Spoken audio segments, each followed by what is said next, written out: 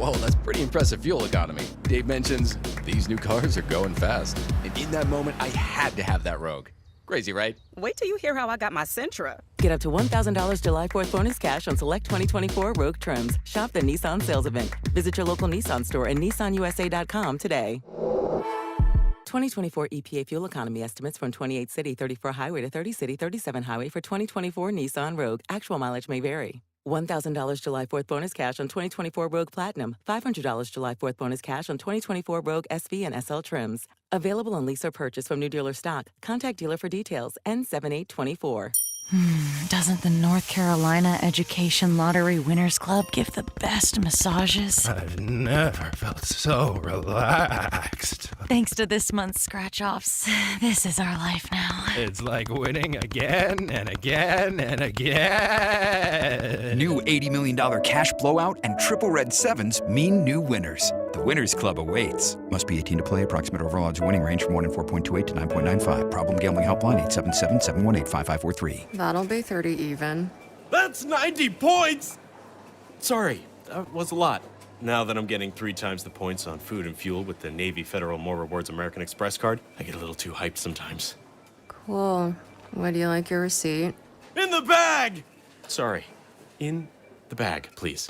Learn more about the everyday, everywhere Navy Federal More Rewards American Express card at NavyFederal.org. Navy Federal Credit Union. Our members are the mission. Navy Federal is insured by NCUA. This is your captain. We are going to be experiencing some slight turbulence. Please fasten your... Oh, hold on. Just got a video of my cat. Imagine the pilot of an airplane was as confident as you are texting and driving.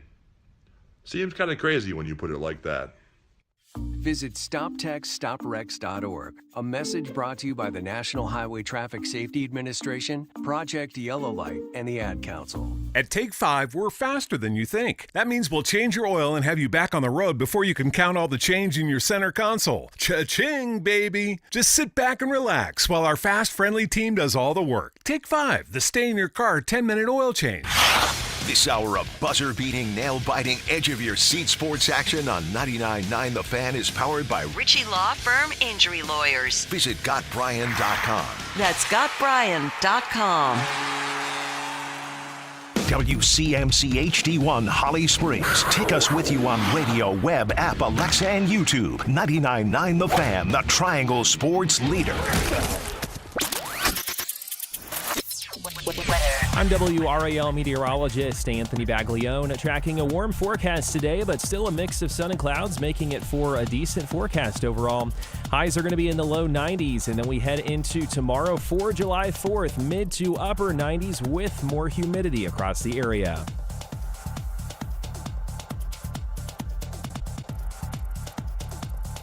Weather update brought to you by Newcomb & Company, where your comfort is their business. Visit newcombandcompany.com. 3 o'clock check of your money. Dow Jones currently down 23 points at 39,308. Market update brought to you by Pure Hockey. Get ready to unleash your potential this season. Your Wake Forest Pure Hockey store has inventory of the top gear arriving now through the end of the year. Pure Hockey, your ultimate hockey headquarters. And this first hour of the drive brought to you by the Good Feet store. Ready to step into a healthy and active lifestyle? Come to the Good Feet store and experience the difference. Discover how a simple step can lead to a life of pain-free possibilities.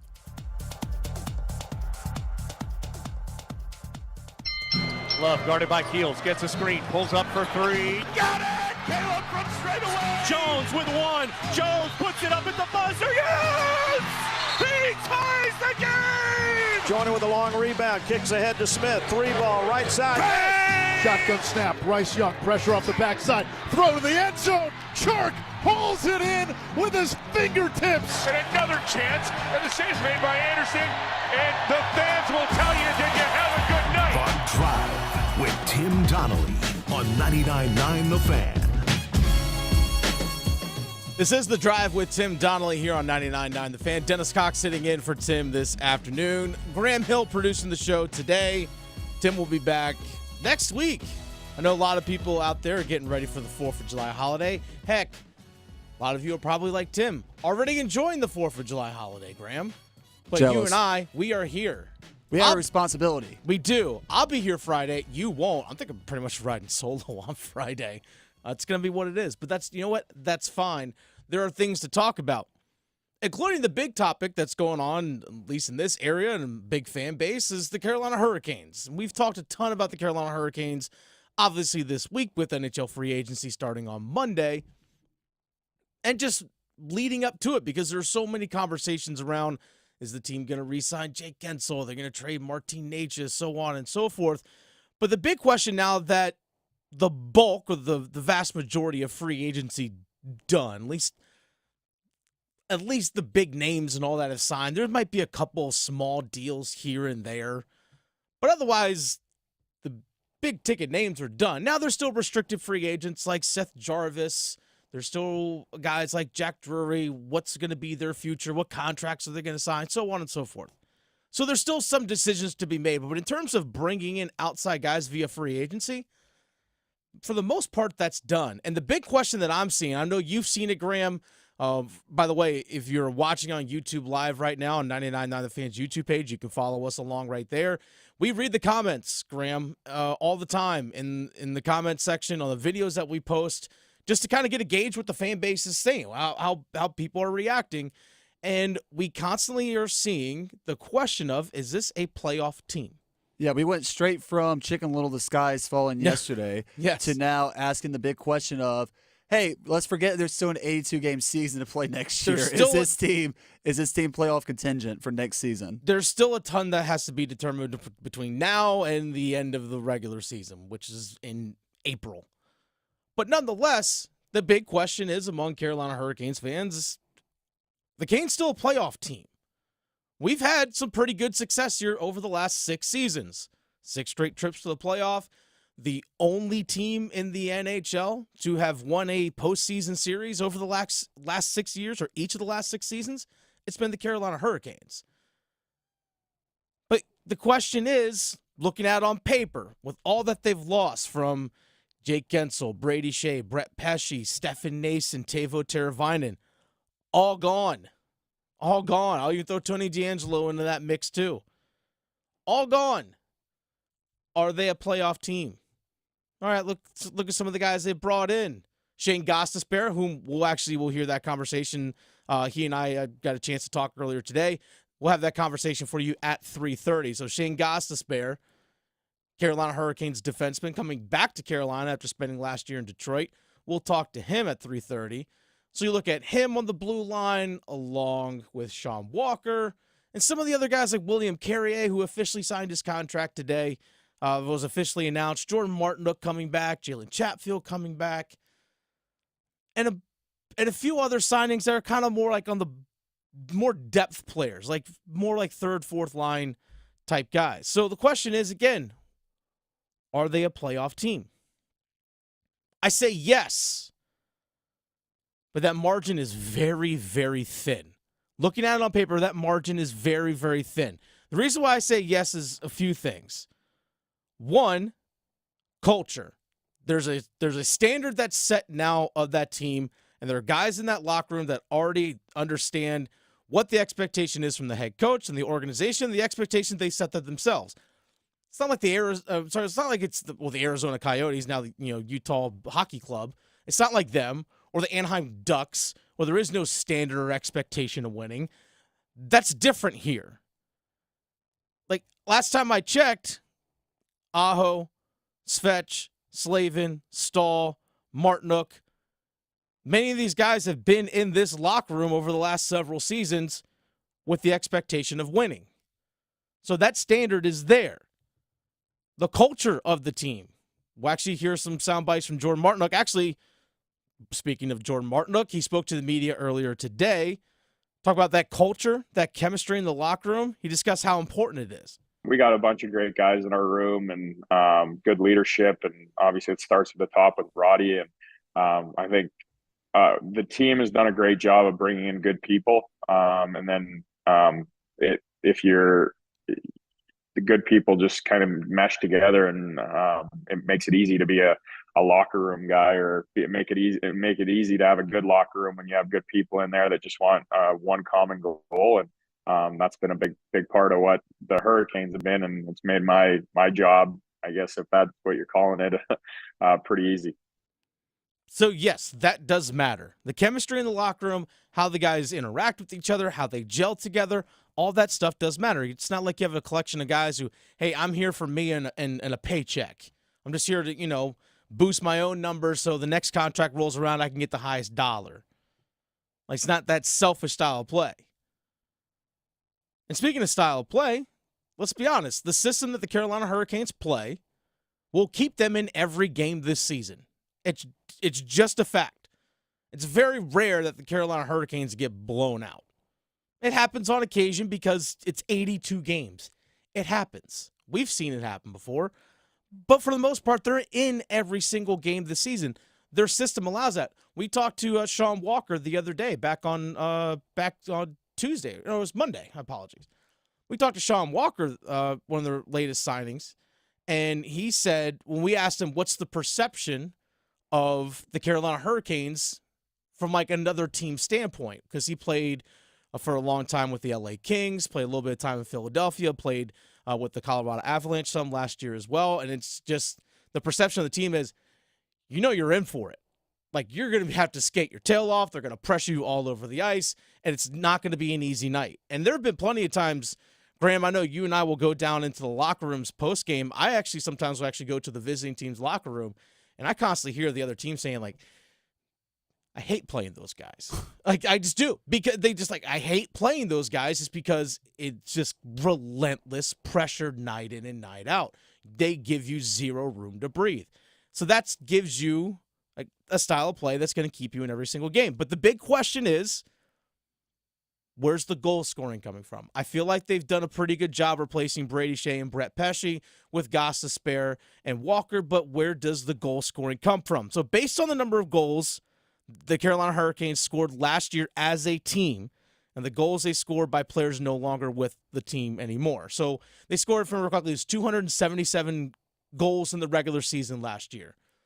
Based on guys that are no longer on the team now, so that's Gensel. I'm factoring in the number of goals Gensel scored with Carolina, not what he did in Pittsburgh. Right. Gensel, gone. Teravainen, gone. Nason. I even threw in guys like Tony DeAngelo and so forth. Pesce, all those things. Carolina needs to replace about 29% of its goal scoring. 28.9% to be exact. That's a lot. That's a lot. The number in the playoffs, they scored 38 goals in the playoffs this past year. 11 of those playoff goals are no longer with the team. 28.9%. Again, that's a lot.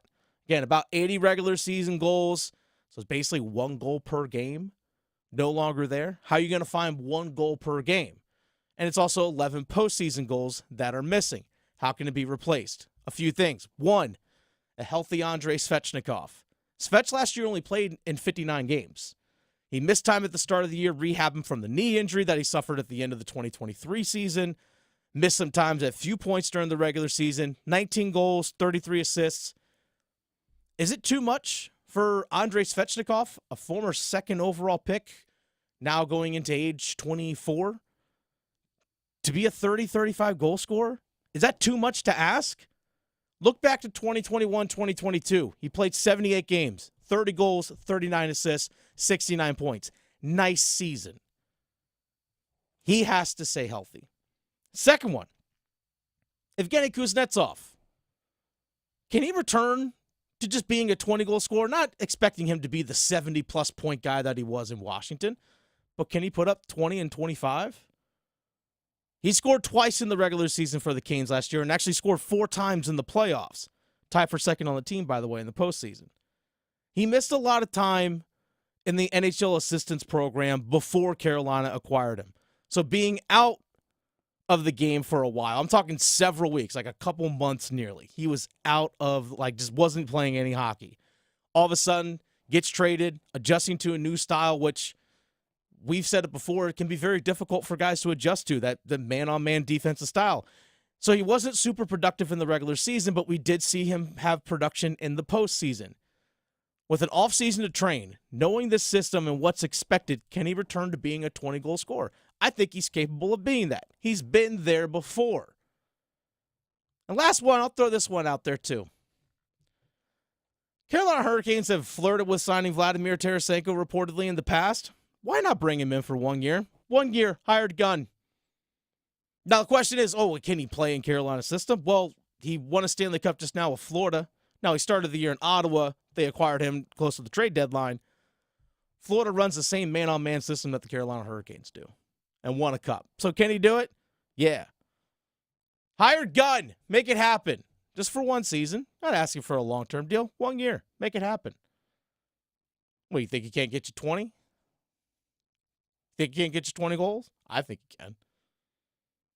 So, are the Carolina Hurricanes a playoff team? I say yes. You might disagree. That's totally fine. You have your right to think that. And you know what? You could argue it and say, no, they're not. But the margin of error is going to be small. If you look at the division, Rangers are still going to be good. I think the Devils have a bounce back year. Islanders still don't scare me. Washington still doesn't scare me. Philadelphia doesn't scare me. Columbus doesn't scare me. Pittsburgh's old. They don't scare me. One thing's for certain is that they'll probably get another first-round series win when they had to play. Play the Islanders again. The Islanders, the Flyers. They might finish third in the Metropolitan Division the way things look right now for Carolina. But guess what that gets you? In the playoffs. And that's the only thing that matters. Get in the playoffs, then let the playoffs take care of itself. We saw Florida just a couple seasons ago go from as the 8th seed, the last team in, get all the way to the Cup Finals. Just got to get into the playoffs. Then once you get into the playoffs, like they say, records are 0-0. So yes, I think the Canes right now are a Cup team. Margin of error, though, on paper, thin. Might even be paper thin. This is The Drive with Tim Donnelly. Dennis Cox sitting in for Tim this afternoon. Coming up are questions, or 99 questions regarding ACC football. Because guess what? ACC football training camp started here at the end of the month. Well, we got new members. SMU, Cal, Stanford. We're assigning you rivals. Coming up. Listen every afternoon for The Drive with Tim Donnelly. Free agency in the NHL, a lot of the dust has settled, but the Canes have left me with one more question. Who's going to score on the second line? Who's going to score on the second line for the Carolina Hurricanes? Because at some point, your defensive system can work, your top line can be awesome, but you need production from that second line. I'm worried. The Drive with Tim Donnelly, 3 to 6 on 99.9 The Fan. It's the first day of the first grade, and she found a new best friend. It's a laid-back Sunday afternoon you wish would never end. The homemade taste of Bluebell and good friends gathered round. The good old days are being made right now. Bluebell is known for flavors that push the boundaries of taste. Our oatmeal cream pie ice cream is an oatmeal-flavored ice cream with hints of brown sugar mixed with soft oatmeal cookies and a vanilla icing swirl. We've set the bar sky high for deliciousness. The good old days are being made right now. The good old days are being made right now. Look for Bluebell ice cream available at Publix, where shopping is a pleasure. Hey, John, why so glum? I just got let go. The company's downsizing. This is the third time in the last 2 years. I'm done with this. Have you thought about My Computer Career? I've heard they can train you for a career in IT in just a few months, including cybersecurity and the basics of AI. And you don't need prior training or experience. Now that's a recession-resistant career. Wow, thanks. I'll check them out. Go to mycomputercareer.edu and take the free career evaluation. mycomputercareer.edu. Financial aid is available for qualified students, including the GI Bill. Did your mobile provider just increase their prices again? Switch to Spectrum Mobile, the nation's fastest growing mobile provider. With Spectrum Mobile, you get unlimited talk, text, and data, plus nationwide 5G. Switching to Spectrum Mobile has never been easier. We'll pay off your phone balance up to $2,500. Stop dealing with price hikes from your cell phone company. Get Spectrum Mobile. Visit spectrum.com/itpays-to-switch for full details. Offer subject to change. Service not available in all areas. Restrictions apply. Hungry for flavor and value? Then it's bow time. Nothing slays the hunger beast like some of that bodacious Bojangles flavor. And there's never been a better time to satisfy your Bojangles sandwich cravings than now. With Bojangles Summer Sandwich lineup, you can choose a flavorful Cajun fried chicken filet sandwich, or a tender Cajun grilled chicken filet sandwich, or a crispy Cajun filet club sandwich, or a tasty Bo's chicken sandwich. Make it a sandwich combo and add your choice of a side. Maybe Bojangles seasoned fries, dirty rice, or Cajun pintos. And to complete the perfect meal, Bojangles legendary iced tea. There's a Bojangles sandwich combo for everyone in the family. Summer just doesn't get any better than that. What are you waiting for? You know you're hungry, and you know you want flavor and value. So, it's Bojangles Sandwich Combo time. Prescriptions require an online consultation with a healthcare provider who will determine if appropriate. Restrictions apply. See website for details and important safety information. Subscription required. Price varies based on product and subscription plan. Hey guys, did you know there's a generic form of Viagra that works just the same, but is 95% cheaper? And you can get it online? Go to hims.com/joy. Through HIMS, you'll get a free medical consultation, discreet shipping if prescribed, and the process is 100% online. To start your free online visit, go to hims.com/joy. That's HIMS.com/JOY. Welcome to Staples, young man. I'm starting first grade. Aw. Well, Staples has crayons, markers, glue. I need a laptop. Oh, sure. With Staples Hot Deals, you can save up to $500 on select PCs. The finances are Mom's department. Right. I'm looking for performance, like a Core i7 processor. Boy, first grade has really changed. Totally. Save big on tech for school with Staples Hot Deals, with up to $500 off select PCs. Ends 9/14 in-store only for participating stores. Visit staples.com/stores/school deals.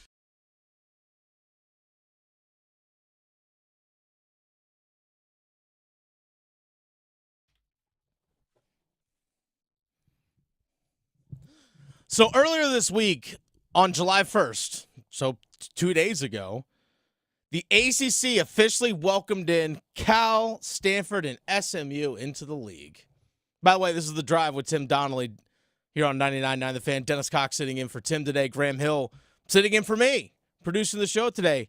So, Graham, we got to get into our next question here on our 99 questions. We started this 99 days before the college football season. So, questions regarding college football, the ACC, and maybe particularly teams here in the Triangle, but we're looking at the ACC today. So SMU, Cal, Stanford, all coming in. We kind of joked like, all right, you know what? This team needs some rivals. Okay, now Cal and Stanford, they're a rivalry. They're in the Bay Area. That's fine. Like that, they can still have that. They can bring that over. But we need to assign, Graham, rivalries in the ACC. We're establishing new rivalries with Cal, Stanford, and SMU coming in. Let's start with SMU. This one's easy. It's Georgia Tech. Okay. What? People are like, why are you saying this with such confidence, with such conviction, Dennis? Why is it Georgia Tech? Let's roll it back. What's old is new again, right, Graham? The more things change, the more they stay the same. Let's roll it back to the 1950s. Let's bring the 1950s rivalry back. SMU and Georgia Tech played every year from 1950 to 1959, including a 0-0 tie in 1957 between the number 3 Yellow Jackets and the number 15 Mustangs. That's top 15 rivalry, folks. Like, let's bring it back. Top 15 rivalry in the ACC. Let's bring it back. By the way, 0-0.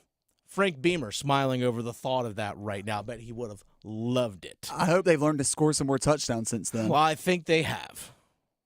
Georgia Tech, by the way, leads the all-time series 8-2-1. They last met in 1969. It was a nice win for the Rambling Wreck, 24-21. Renew the rivalry. Let's go Stanford. Let's go Stanford next. I'm thinking Virginia. Okay. UVA. Now, UVA has already got a pretty good amount of rivalries, I guess you can say. Obviously, Virginia Tech is a big one. Oldest rivalry in the South, UNC versus UVA. Yep.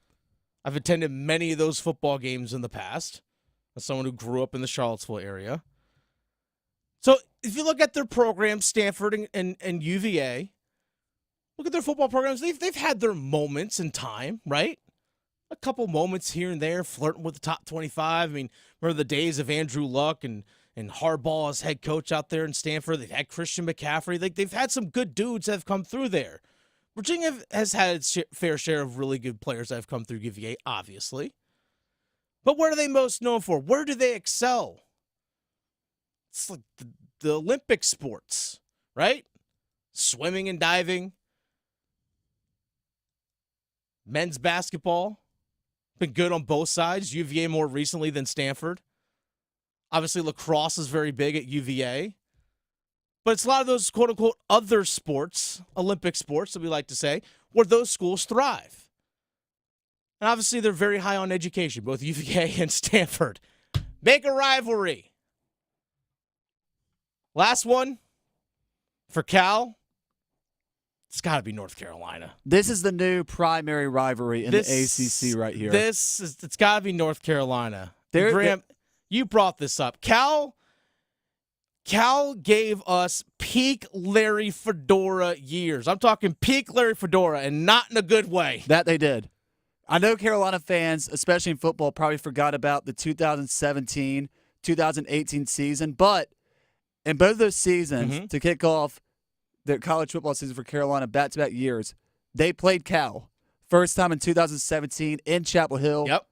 35-30 loss. The Bruins gave the Carolina Tar Heels a loss. And then to open up the season in 2018, Carolina flew to the West Coast where they lost to Cal again in their opening game, 24-17. 2018, also the 2-9 season that pretty much put the nail in the coffin for Larry Fedora. So Cal ultimately Cal's to blame for the peak Larry Fedora days. That's exactly right. And again, not peak. Cal ultimately, honestly, is responsible for the firing of Larry Fedora since his last two seasons got off to bad starts at the hands of the Bruins. And it doesn't stop there, folks. Oh, it doesn't? 2 years ago, NC State, Chapel Hill, in a 27-30 double overtime win. Dennis, can you remind me who the starting quarterback was for the Wolfpack in that game? Ben Finley. I was there. Where did Ben Finley transfer to? Transfer to Cal. So it's a full circle moment as Cal comes back to the ACC. So therefore, Cal and NC State, or Cal and UNC, thanks to NC State, and Larry Fedora, the new primary rivalry in the ACC. There it is. Cal, your biggest rival in the ACC is now North Carolina. SMU, Georgia Tech, renew the rivalry from the 50s where we had top 15 football matchups. And Stanford, UVA. That speaks for itself. It's The Drive with Tim Donnelly. Dennis Cox sitting in for Tim this afternoon. Graham Hill producing the show. I'm Dennis Cox for my friends over at Law Tigers. By the way, if you're a motorcycle rider, if you're ever involved in an accident, you want to make sure you contact Law Tigers first at 1-800-LAW-TIGERS before you call your insurance company. But here's something you could do before even you get on the bike the next time. Go to lawtigers.com.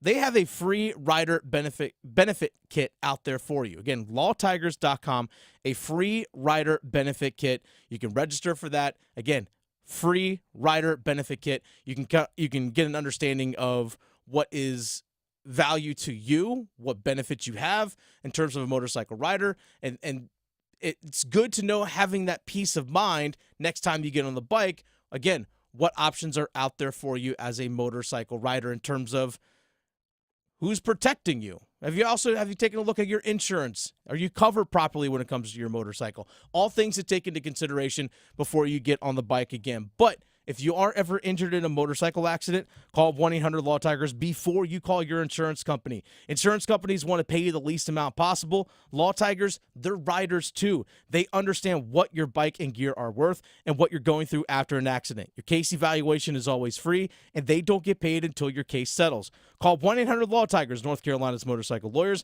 Law Tigers is a network of independent law firms who are members of the American Association of Motorcycle Injury Lawyers. Law Tigers is not a law firm. It's The Drive with Tim Donnelly. Dennis Cox sitting in for Tim this afternoon.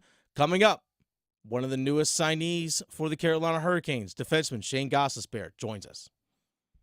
Move your sports day forward. It's okay to drive an old car. I have one. It's a 19-year-old car. But what do I do when I catch a nail? I just go get the tire fixed. What happens when my oil runs low? I just put new oil in. I don't go out and buy the new car. But maybe it's time for this team in this offseason to go buy the damn new car. Get set up. Join Next Up with Paul Ihander. Mornings at 9 on 99.9 The Fan, the Triangle Sports Leader. Are you struggling to get a good night's sleep? Look no further than Parkway Sleep. For 20 years, we have been your locally owned and operated sleep center. I'm Brandon Giggling, president of Parkway Sleep Health Centers. Did you know that people are waiting a staggering 6 to 8 months for a sleep study at other sleep labs? At Parkway, we understand the importance of your sleep needs. That's why we offer openings within weeks, not months, saving you time. Don't let sleepless nights take over your life. Visit us today at parkwaysleep.com. Parkway Sleep Health Centers. Sound sleep, sound health. If Heineken Silver was a 60-second radio ad, it'd tell you all the stuff you need to know in only 30 seconds to keep things light and refreshing. Seriously, time me. Heineken Silver, a world-class light beer that's surprisingly crisp and refreshing, made with only premium quality ingredients and just 2.9 grams of carbs and 95 calories, all without compromising on taste. Heineken Silver, all the taste, no bitter endings. Order now at Heineken.com/silver. Must be 21 and older to purchase. Enjoy Heineken responsibly. Whew, 30 seconds, that's it. Done. Peace. Are you looking for a place to take the whole family? Somewhere affordable that provides a ton of entertainment and good food? Well, let me let you in on a little secret. You can get all that and more at Durham Bulls Athletic Park. They have something for every member of the family. Let the kids play in Woolly World and meet Woolly Bull, and the adults can grab a tasty craft beer. Plus, you don't want to miss their unbeatable fireworks shows. Go to durhambulls.com/tickets or call 919-956-BULL today.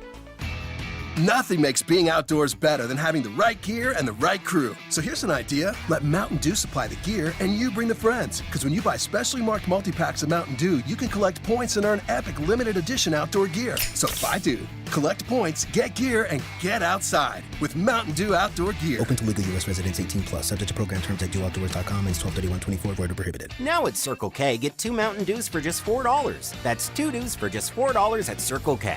Do the Dew.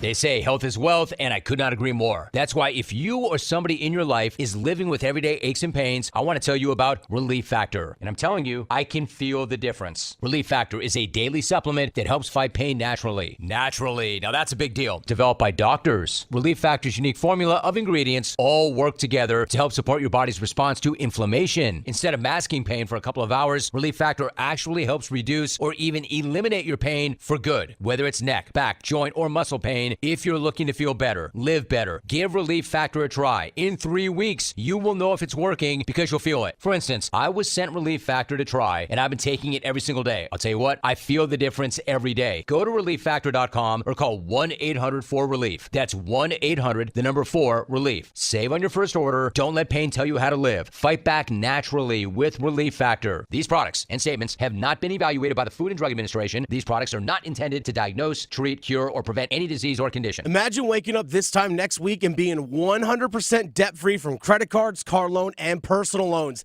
Hey, it's Dennis Cox. Loan Pronto's Equity Express line of credit can make it happen. Homeowners are turning their home equity into cash almost instantly. With Loan Pronto's AI-based system, you can get approval in about 10 minutes with almost no documentation, no appraisal, and no hassle. You can get hundreds of thousands of dollars out of your home. Use that money to pay off all your other loans. The average homeowner saves over $850 a month doing this.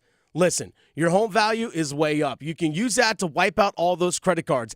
Get some money for a home improvement. Literally hundreds of thousands are at your fingertips, and approval is just minutes away. Call now, 919-381-1760, 919-381-1760, loanpronto.com, 919-381-1760, NMLS 1661781, subject to lender approval, equal housing lender. It's the summer of soccer. Federski for Capetti. It's stolen away by Hack. Hit the line by Gaines. A shot. He scores! All the saves. Polina with brilliant quick footwork across his 6-yard box to be able to recover and grab the strike from Kubo. All the goals. He just sends it back into the area for Swiderski. One touch. He scores! The Triangle's home for Charlotte FC action. 99.9 The Fan.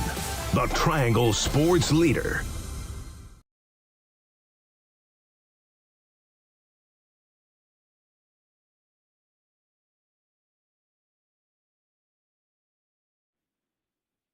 It's The Drive with Tim Donnelly. Dennis Cox sitting in for Tim this afternoon. Graham Hill producing the show for us today. And joining us now on the Heaster Automotive Group hotline, I would say one of the newest, but can I say new for Shane Gostisbehere, the Carolina Hurricanes defenseman? Shane, I normally would say welcome to Raleigh or welcome to Carolina, but dare I say welcome home? Yeah, I mean, it's great to be back. Obviously, had my little cup of coffee a couple years ago, so definitely excited to be here, for a longer term and, ready to have some fun.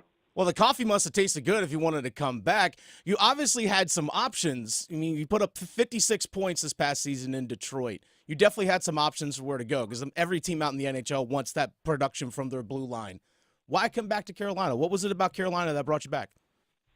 I would say just, obviously opportunity, obviously losing Pesh and Shazy, that's a big hole to fill. Obviously, I'm not saying I'm going to do that per se, but, obviously there's a lot of opportunity, the familiarity with the organization that I've been here with before, and the interest, the level of interest I got from them was immediate. They were the first to, offer me, and they were the first to, express interest in myself. So, I think it just checked all the boxes, and, it's definitely something I'm excited about. Shane Gostisbehere, Carolina Hurricanes defenseman, joining us here in the Heaster Automotive Group hotline. A couple days ago, we talked to Sean Walker, another blue liner that's being brought in to the franchise, and he talked about how much he's heard about the area and how great things are, things that he's heard. Knowing that you've experienced that, how much comfort is that for you, knowing the organization or have some familiarity, not just with the organization, but the area, the system on the ice? How much comfort is that for you? At least you know that for the next 3 years. Yeah, exactly. Obviously being there for almost 3 months, obviously you got the lay of the land and, the good restaurants, and just you realize how cool of a place Raleigh is, and, just the family atmosphere. It's just a great town, and the fans are great, obviously, too. And, just being in the building and having that buzz, and, and obviously the organization. The organization is, second to none. It's a first-class organization, and, it's a place that, they make you feel wanted, and, it's going to be a lot of fun. It's okay. This is a safe space. You can tell us that Detroit did not have the barbecue like we do down here. You could totally say that. That's totally fine. That's totally you could totally do that. Shane Gostisbehere joining us here in the Heaster Automotive Group hotline. Did you talk to Jalen Chatfield? I know he signed for 3 years. We talked to him a couple weeks ago after he re-signed. I know you skated alongside him a lot when you were here in Carolina a couple seasons ago. Have you had any conversations with Jalen? He just texted me congratulations and whatnot. And, when he signed, I sent the same thing to him. And, I'm just excited to be back, with all the guys. I think my first text, I texted Marty saying I'm back, and I think he answered right away. So, it's pretty special to see all the guys, texting me saying, they're happy I'm back, and, all the coaches reaching out. So, it's a pretty exciting time. How does the system for Carolina and that man-on-man defensive style that they play, that we're actually starting to see a lot more teams in the league start to use, especially since the Florida Panthers just won a cup playing a similar style? How much have you seen the game changed, and how grueling is it for you as a skater to play that style of play? And, again, we're seeing this throughout the league. Teams are starting to adapt to that style.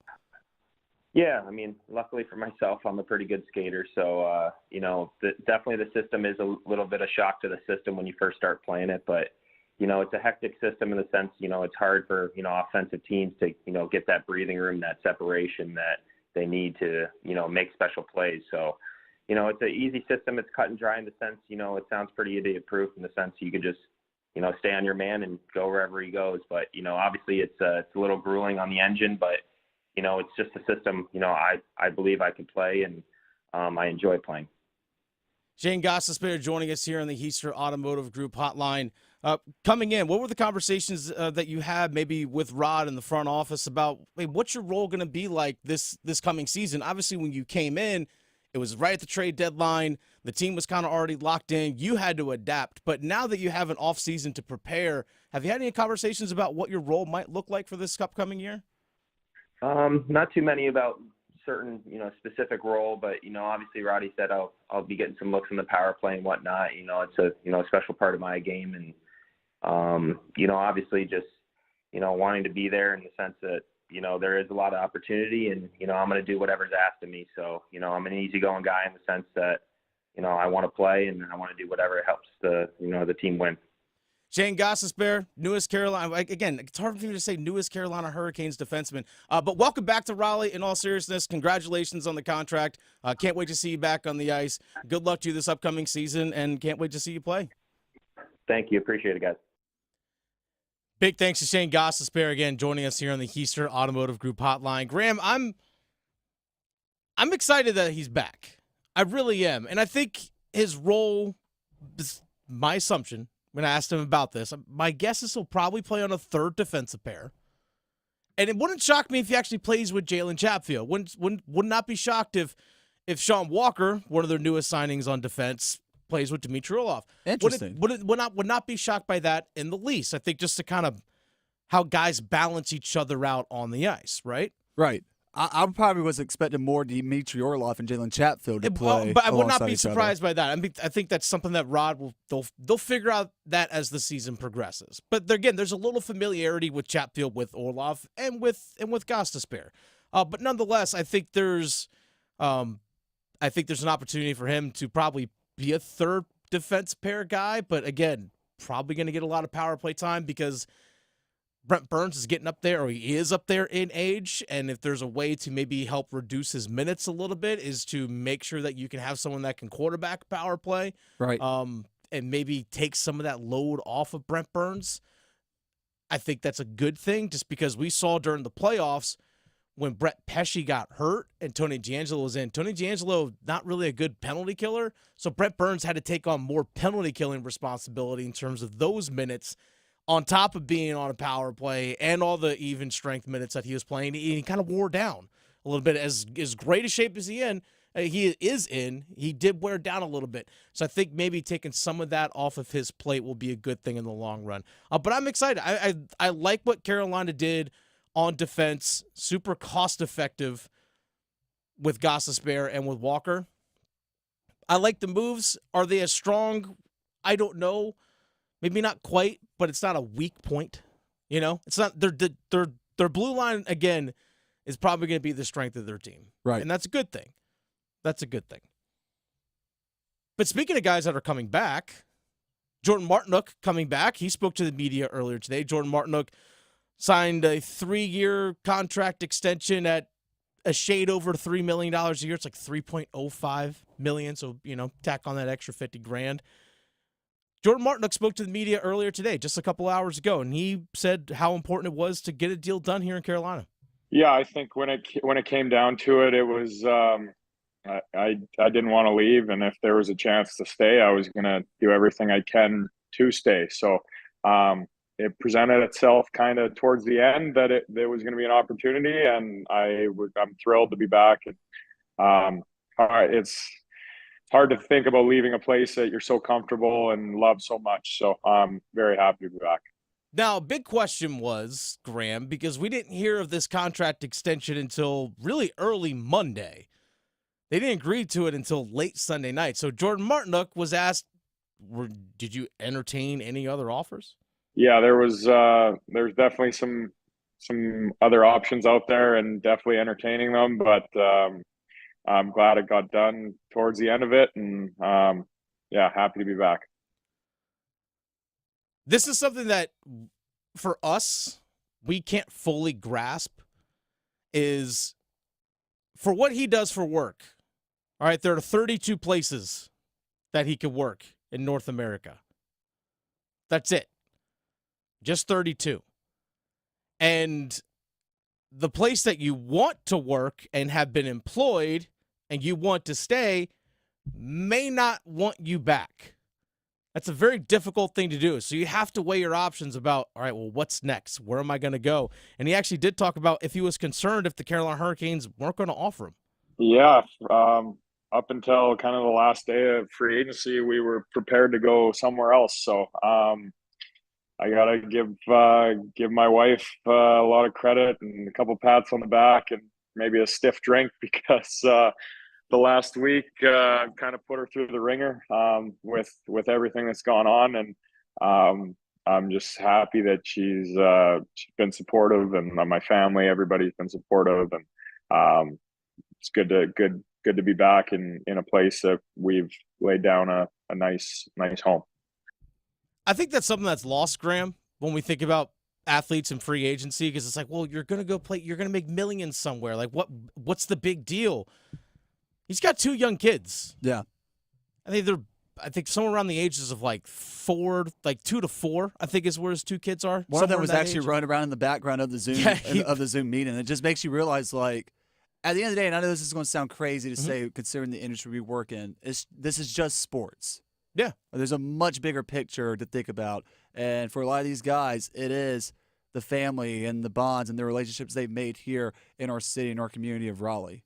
And I think that's something that we actually, when we talked to Sean Walker the other day about this, and he had heard so much about how great the community is here and how a lot of players that play here want to stay here, even after they retire. I mean, look at Justin Williams, started his career somewhere else, came to Carolina, bounced around a few other places, came back to Carolina, retired, and still lives here. There are guys like Bates Pataglia and Eric Cole, guys that live here in this area. They stayed here for a reason because they enjoyed living here so much.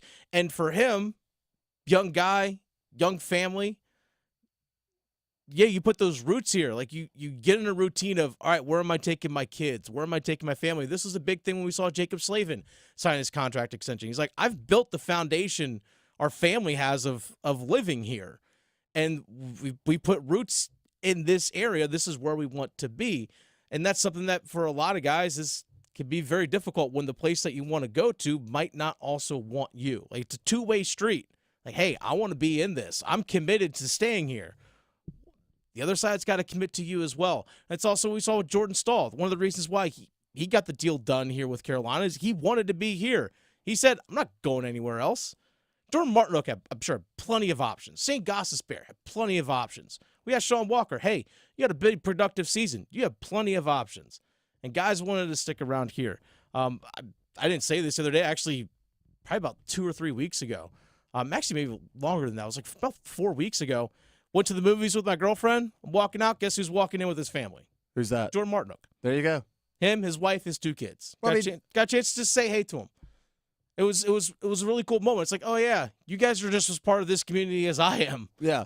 I mean, don't forget the cool stuff that Jordan Martinook has done during his time here in Raleigh. Mm-hmm. He was the alpha wolf at the NC State football game last year. He's a big NC State fan. He actually bullies Seth Jarvis for being a Duke fan. See, that makes sense. And then don't forget, he performed with Nickelback at Walnut Creek last year when they were in town.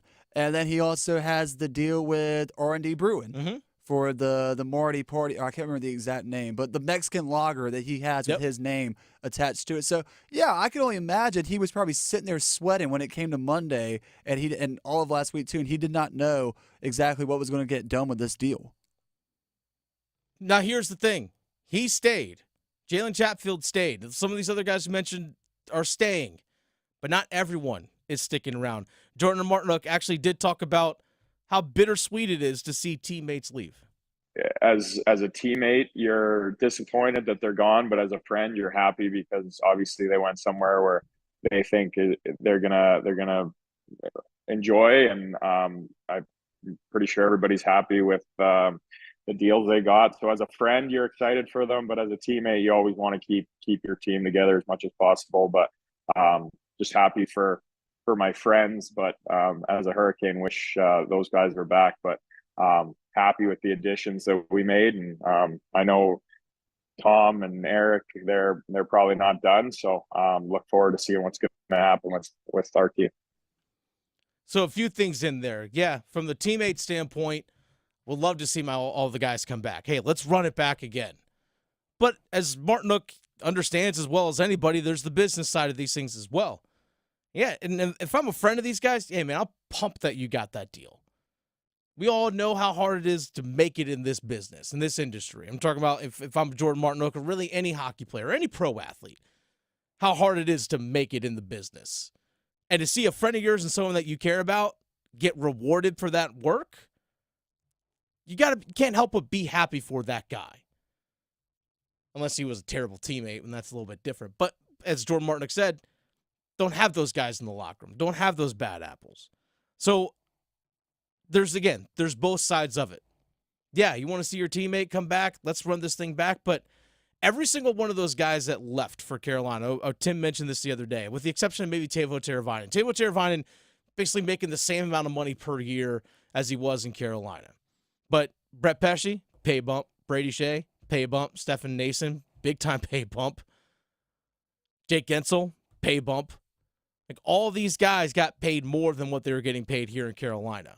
And as Paul Eihander, our program director, host of Next Up, which you can hear at 9 a.m. here on The Fan, who Graham Hill produces that show, says, sometimes the math don't math. Nope.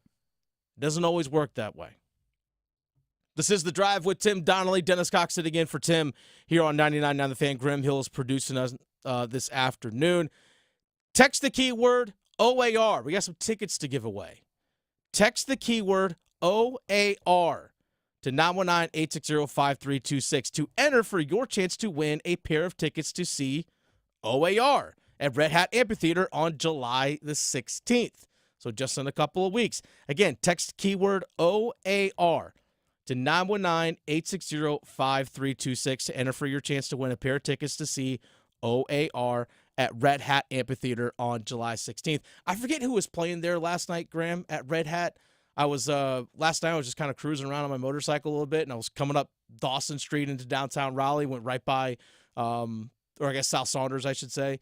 Coming up into downtown Raleigh, went right by Red Hat, and it's where it turns into McDowell Street, right by the Raleigh Convention Center. Right. And I forget who it was I was playing last night. I couldn't quite tell who was performing last night. Supposedly, Red Hat's supposed to have their most packed event or packed schedule for music this summer. Yeah. I don't know all the artists that are coming off the top of my head. I know Tate McRae, speaking of hockey. There you go. Who performed at the NHL All-Star Game. I know she's coming.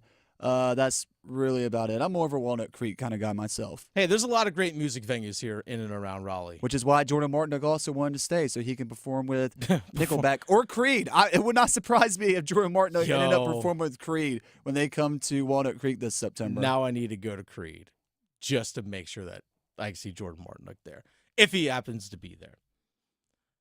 One of the reasons why here in our area, in the state of North Carolina, in this area that makes sports so special, is the rivalries that we get to see. Like, our area is so unique and special in that regard because we have 3 big-time college athletic departments in our front yard, our backyard, and as our neighbor, depending on where you live, with State, Duke, Carolina. Just here in the Triangle. I mean, expand it a little bit further, factor in East Carolina, App, Wake Forest, bring the whole bunch into the mix. But that's what makes this area so special. And rivalries run deep. I know a lot of people that might be new to the area within the last few years and maybe have ingrained themselves in these rivalries a little bit, but we all know how, no matter really where you grew up in the country, how deeply rooted Duke and Carolina are as a rival, right? We all understand that, especially in the world of college basketball. But we also understand, if you've been in this state for any length of time, the NC State-UNC rivalry just across the board, how much of a rivalry that is. And Armando Bacot, formerly of UNC basketball, now signed an undrafted free agent deal with the Utah Jazz. He was on a podcast, the Title League, which was hosted by Theo Pinson, former Carolina guy. Yep. They started talking about this previous college basketball season. And, Graham, we're going to jump to the one about the Elite Eight, that sound cut.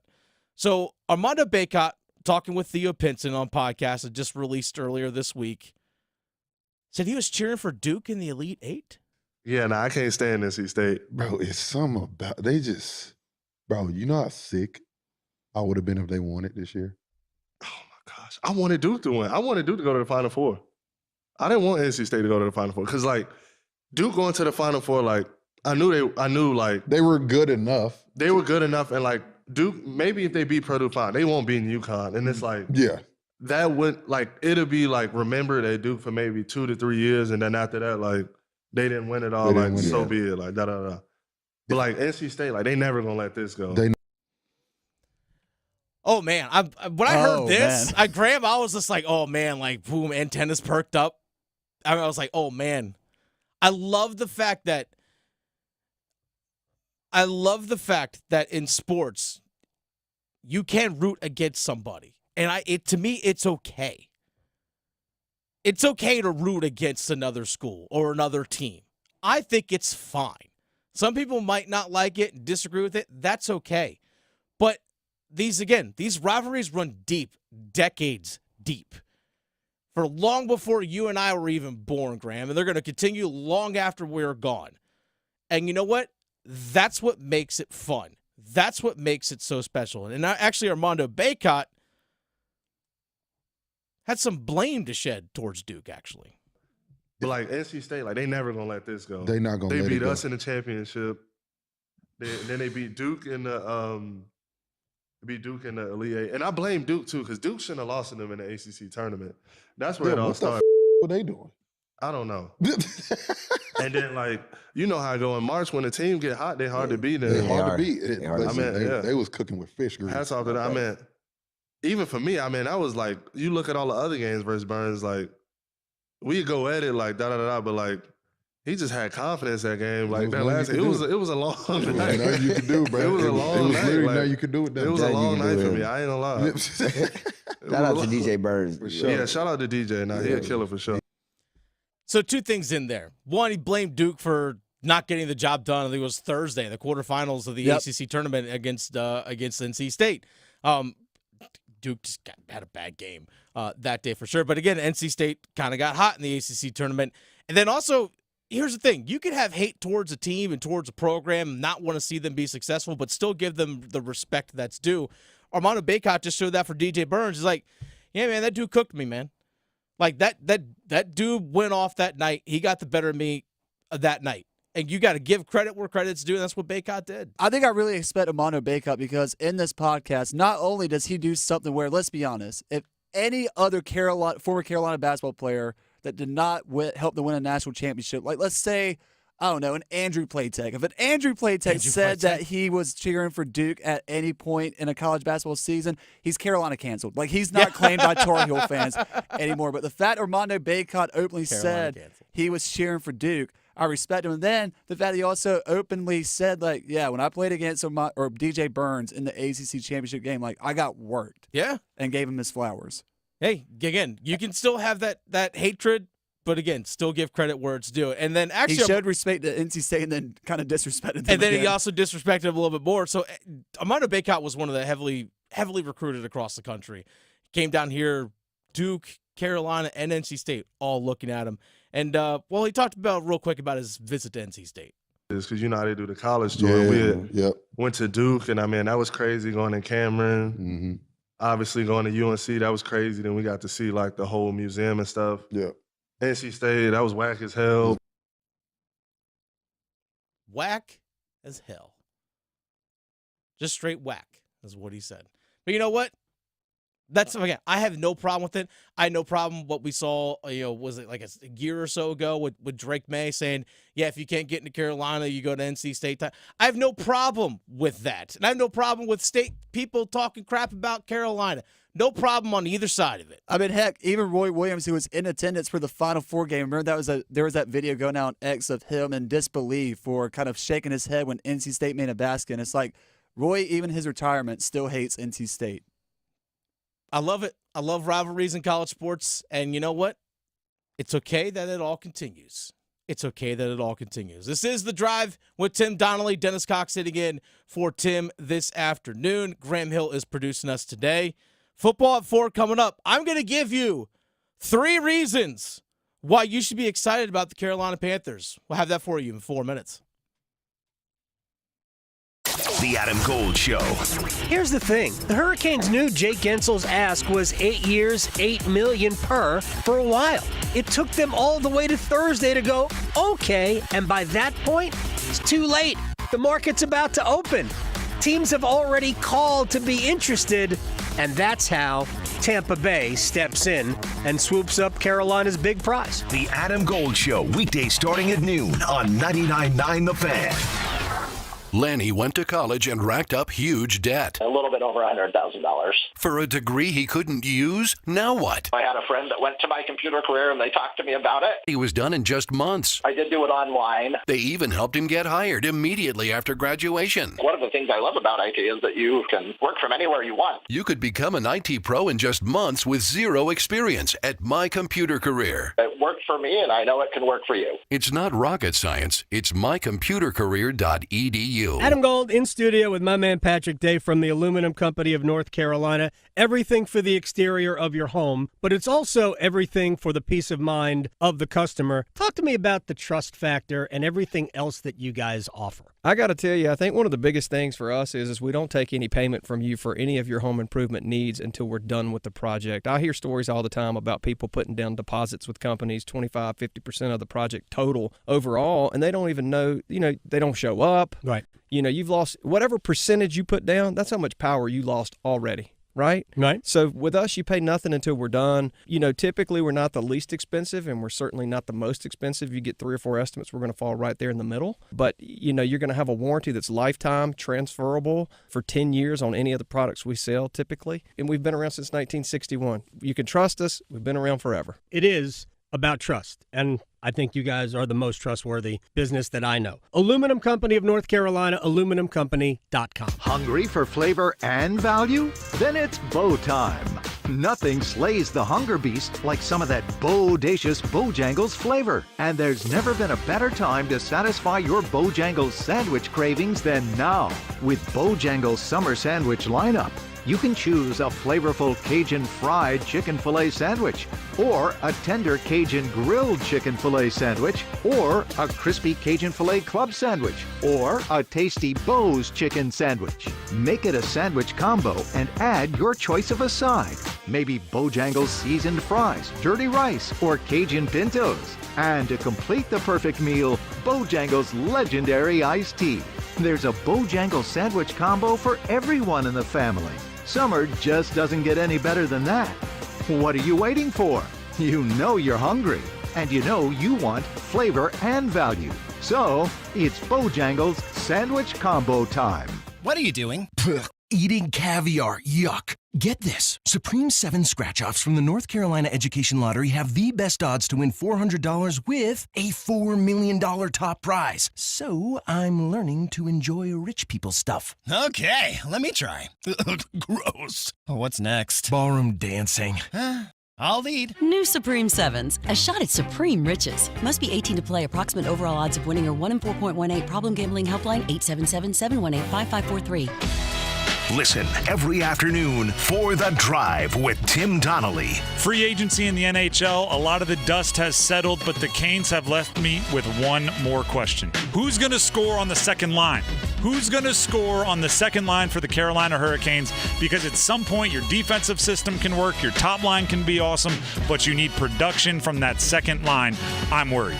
The Drive with Tim Donnelly, 3 to 6 on 99.9 The Fan. At Take 5, we're faster than you think. That means we'll change your oil and get you back on the road in less time than it takes to get over from the express lane to the exit ramp. Just sit back and relax while our fast, friendly team does all the work. Take 5, the stay-in-your-car 10-minute oil change. This hour of the Triangle Sports Leader is powered by Ritchie Law Firm Injury Lawyers. He scores! What a comeback! Visit GotBryan.com. That's GotBryan.com. WCMC HD1 Holly Springs. Take us with you on radio, web, app, Alexa, and YouTube. 99.9 The Fan, the Triangle Sports Leader. I'm WRAL meteorologist Anthony Baglione, tracking a warm forecast today, but still a mix of sun and clouds, making it for a decent forecast overall.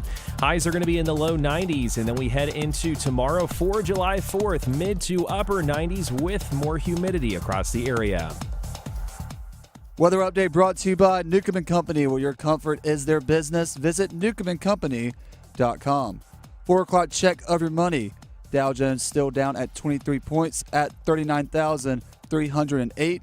Market update brought to you by the Good Feet Store. Ready to step into a healthy and active lifestyle? Come to the Good Feet Store and experience the difference. Discover how a simple step can lead to a life of pain-free possibilities.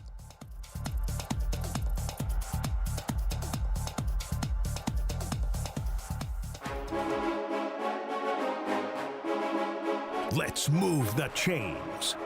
Time for Football at 4.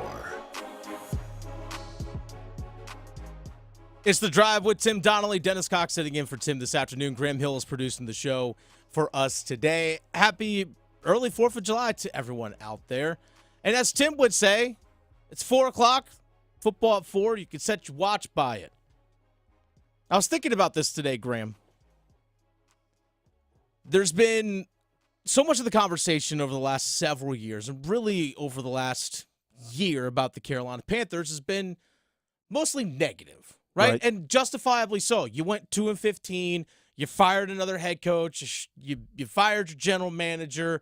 Things obviously did not turn out well with the Bryce Young trade so far, and obviously seeing the guy that you passed on, C.J. Stroud, ball out, it has not been good overall. You're looking to see guys like, oh, wait, DJ Moore no longer here. Christian McCaffrey no longer here. Brian Burns no longer here. What do we have to show for it? We went 2-15.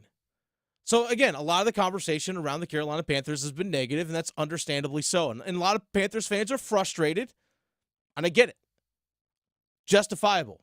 Also, I'm sure a lot of Panthers fans are tired of people talking crap about their team. I totally get it. So, you know what? I chose positivity today, Graham. Uh-oh. What do you mean, uh-oh? What do you mean, uh-oh? I mean, you just mentioned it all. When the Carolina Panthers, that's dangerous.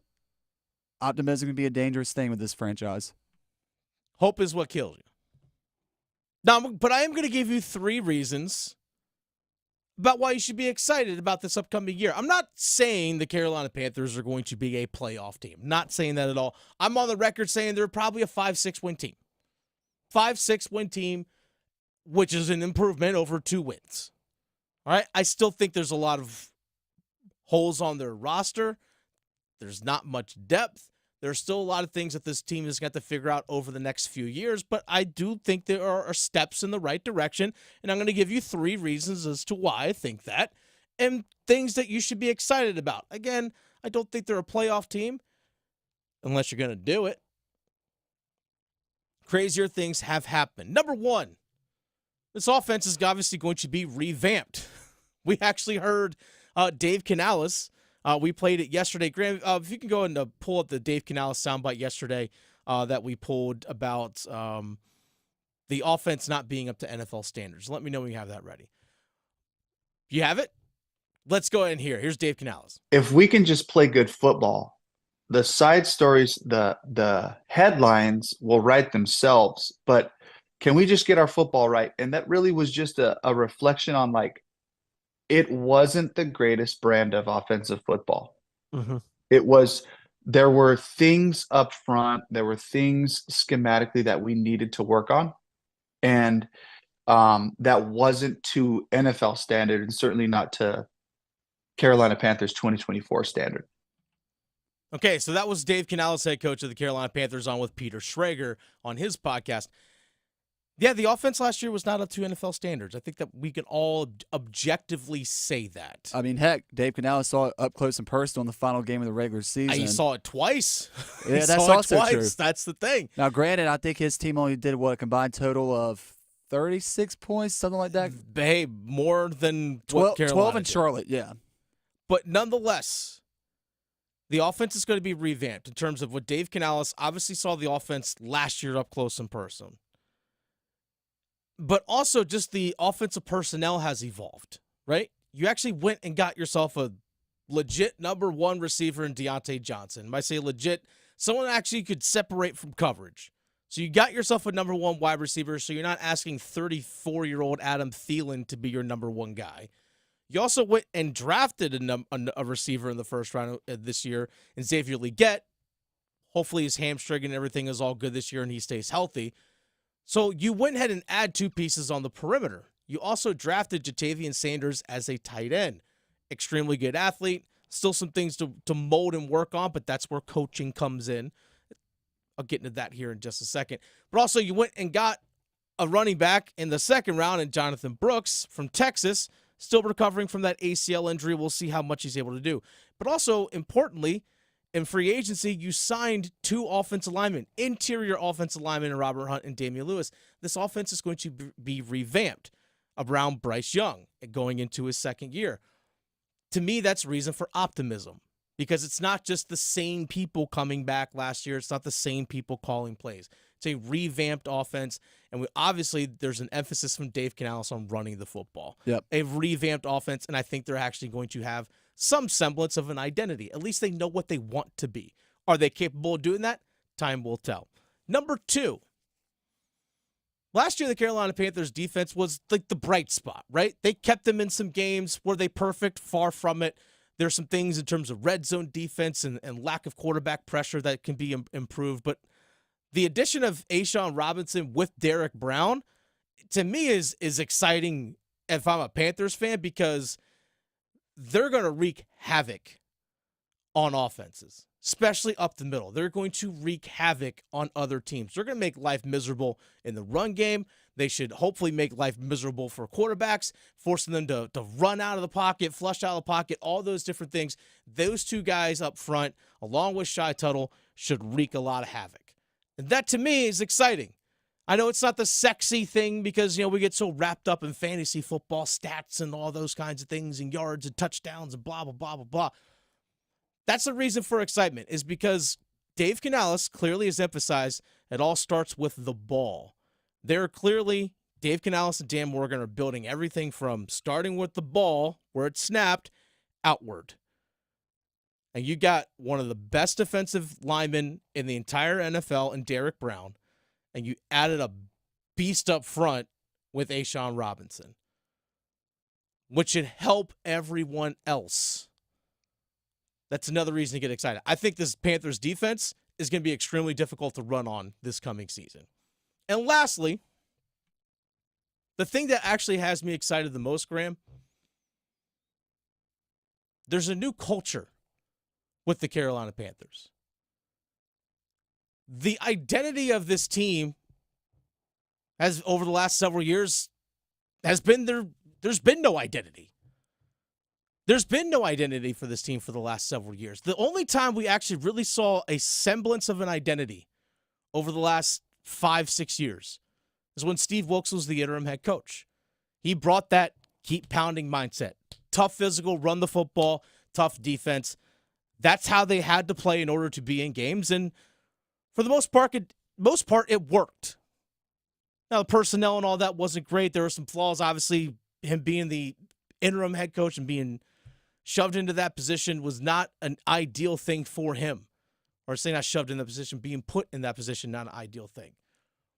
But there actually seems to be a semblance of culture and identity with this franchise that hasn't been there in a long, long time.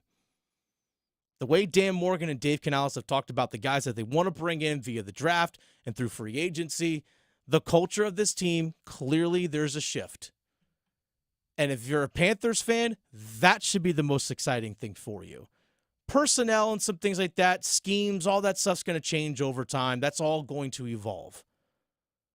But the culture of the team, the way that's evolved, they clearly looked at some guys and said, you know what, Von Bell, we're not going to save a lot of money by letting you go, but you're out of here. Hayden Hurst, we're not going to save any money by letting you go, but you're out of here.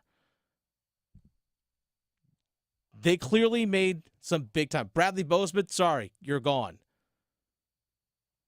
They clearly identified guys on their team and said, you know what?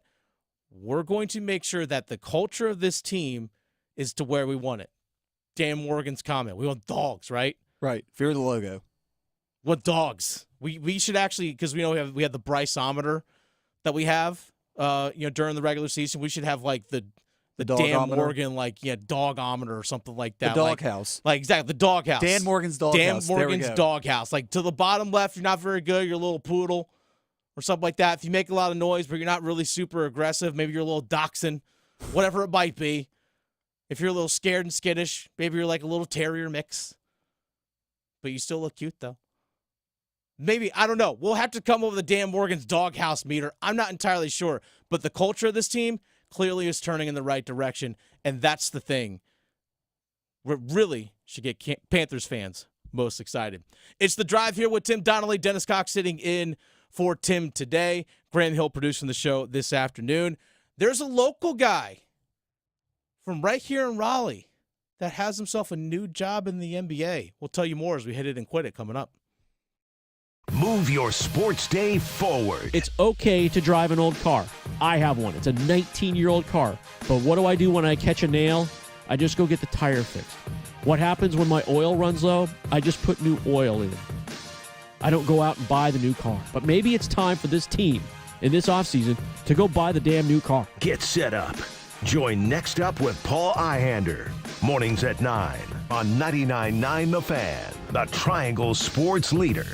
Texting enrolls you into recurring automated text messages. Consent not required to purchase. Message and data rates may apply. Hey, Dan, how you doing? Haven't seen you around the gym for a while. Yeah, I've really fallen off. Since I turned 40, I just don't get the results I used to get. Could be lower testosterone. Lower T? Yeah, I went through it a while back. Once you hit 40, your body has less free testosterone. I got Nugenix Total T, and it's made a huge difference for me. I've seen that ad on TV. Is it for real? Oh, yeah. The key ingredient is something called Tesnor, which helps boost free and total testosterone levels to help you trim up and stay lean. And it's made a difference for you? Man, I feel like I'm in my 20s again, at work, in the gym, and in the bedroom. Are they still giving out complimentary bottles for people to try it for themselves? Yeah, you just need to send them a text. Text PRIDE to 42424 right now for your complimentary bottle of Nugenix Total T, the #1 selling testosterone booster at GNC. Plus, text now and we'll include a bottle of Nugenix Thermo, our most powerful fat incinerator ever, to help you get back into shape fast. Absolutely free. Text PRIDE to 42424. That's PRIDE to 42424.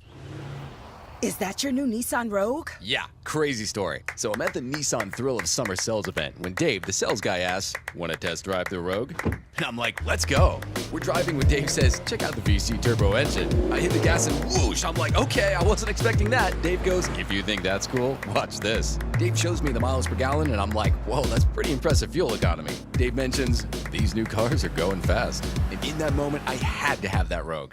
Crazy, right? Wait till you hear how I got my Sentra. Get up to $1,000 July 4th bonus cash on select 2024 Rogue trims. Shop the Nissan sales event. Visit your local Nissan store and nissanusa.com today.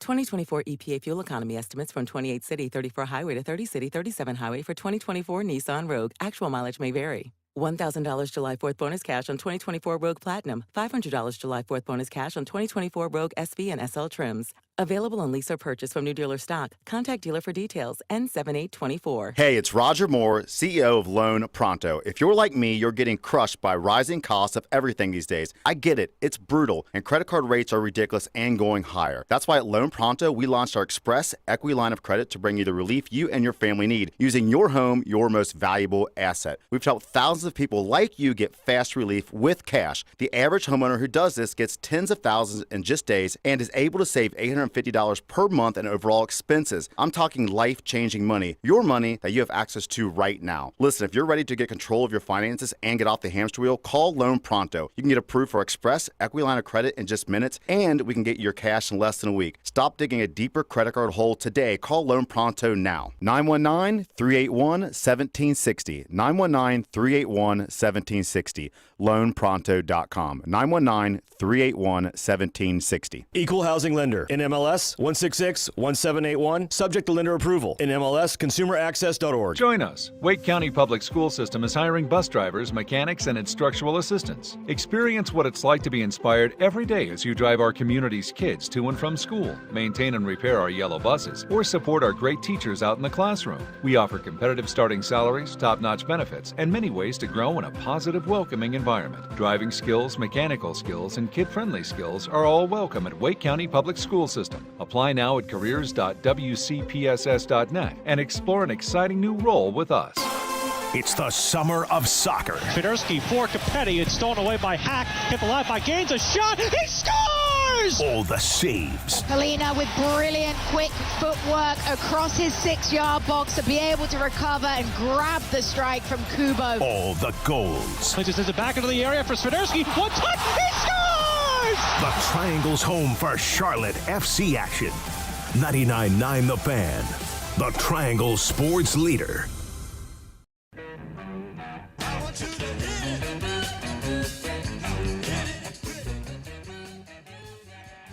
This is The Drive with Tim Donnelly. Dennis Cox sitting in this afternoon for Tim Donnelly. He'll be back on Monday next week. Graham Hill sitting in producing today. By the way, if you miss any of the show, make sure you subscribe to the Best of the Drive podcast, wherever you get your podcasts, Apple, Spotify, you name it, all the places. Also, it's available on 99.9 The Fan's YouTube page. All right, if you go to 99.9 The Fan on YouTube or search 99.9 The Fan on YouTube, you can actually watch the show live. We stream it live on YouTube every single day from 3 to 6, or I guess weekdays 3 to 6. So the whole show's available out there for you to watch, whether you want to watch it live or go back and watch different things. So nothing is missed at all, or the individual segments that we have that we post as well. Feel free to leave comments. I personally love seeing people interacting in the comment section here on the live stream, people interacting in the comment section on our videos. I absolutely love seeing the interaction from fan bases because it's an opportunity for you to connect with us and to share your opinion. Hi, Mom. Hello to Mom. Hello to my mom. Hello to my girlfriend. I know my girlfriend listens every single day. It's funny because it's not funny, but I love the fact that she'll just start asking me questions about different stuff that's going on, and she just recalls stuff from the show. It's super cool. Hey, babe. Now, this time, every single day or every single Wednesday, 4:15, we do a segment we call Hit It and Quit It. We hit on some of the big topics in the world of sports, including in the NBA. Free agency in the NBA is going on right now, Graham. Free agency in the NBA. A guy who opted out of his contract and now signed a big-time contract extension is, for those who may not know, LeBron James, LA Lakers 2-year contract, $104 million. Million with a capital M. Yes. With a capital dollar sign. $104 million. So that's $52 million a year over the next couple seasons. Now, I think the 25-26 season is a player option. I'm not entirely sure. Now, we say that to bring up this, Graham, as we quit that and hit this, because that's enough LeBron James talk right there. So we quit that, we hit this. J.J. Redick, former Duke guard, as we know, is the head coach of the L.A. Lakers. LeBron James podcast host. Imagine, LeBron James is running the Lakers. He got his podcast co-host hired to be the head coach and got his son drafted, nonetheless. But J.J. Redick is rounding out his coaching staff. Included in that, Nate McMillan, formerly head coach of the Atlanta Hawks. He's even just recently, as a couple seasons ago, got to the Eastern Conference Finals with Trae Young.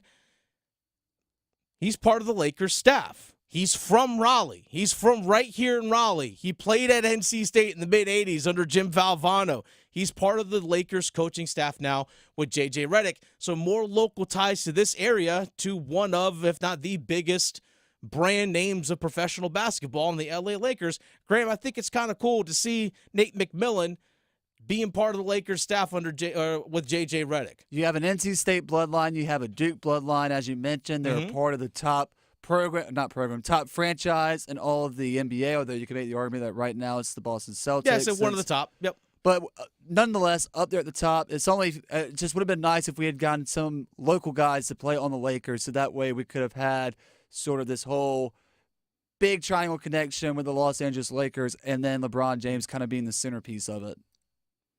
Now, here's something that I think is important for J.J. Redick. He's never coached outside of coaching his AAU teams for his kids. Yeah. He's never coached. I think it's valuable to have a guy like Nate McMillan, who's coached at different spots around the NBA, including having been a head coach himself, and has made it to Eastern Conference Finals as a head coach. People that may follow the NBA know the name Trae Young, point guard for the Atlanta Hawks. There's been ups and downs in his career in terms of in the success of the team. The only time that he's gotten deep into the playoffs when Nate McMillan was his head coach. And I think that's valuable for J.J. Redick to have someone like Nate McMillan to lean on. I think that's something it's a great move, I think, by J.J. Redick to have Nate McMillan on his staff. Again, a veteran coach who's been around the league, been in different spots, but has had success as well in the playoffs. I think that is something very valuable for J.J. Redick. All right, Graham, let's quit that. Let's hit this. Well, I mean, are you a smart guy? I don't know if I'm a smart man, but I know what love is. And apparently, Carolina Panthers fans love the tailgating scene. It in Charlotte. So this actually comes from a website. Our program director, Paul, sent this to us about Carolina Panthers fans actually being the 7th happiest in the NFL. Now, again, there's a caveat to this. This all comes in the world of tailgating. So according to OLBG, it's like onlinebettinggroup.com, OLBG.com, they did a study in terms of an online study in terms of how different fan bases feel about the tailgating scene in their area and things along those lines. Obviously, here in the state of North Carolina, especially this area, with the college sports scene that we have, tailgating is a massive thing. So based off scores like positive conversations online, factoring also negative conversations, different stuff that go online regarding specifically tailgating scene,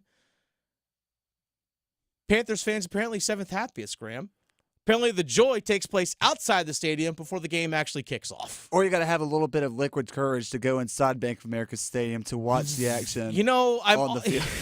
There might be a little bit of that.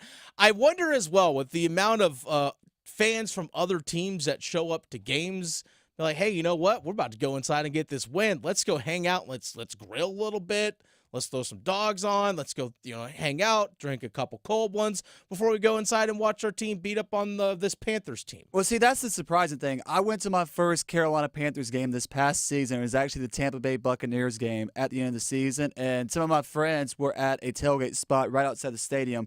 And what's actually cool about it is the tailgate spot is a bar, but it's also part radio station. Yeah. And it's actually where WFNZ, T-Mac and Bone, who you can hear quite often on this program, it's where they do their show out of.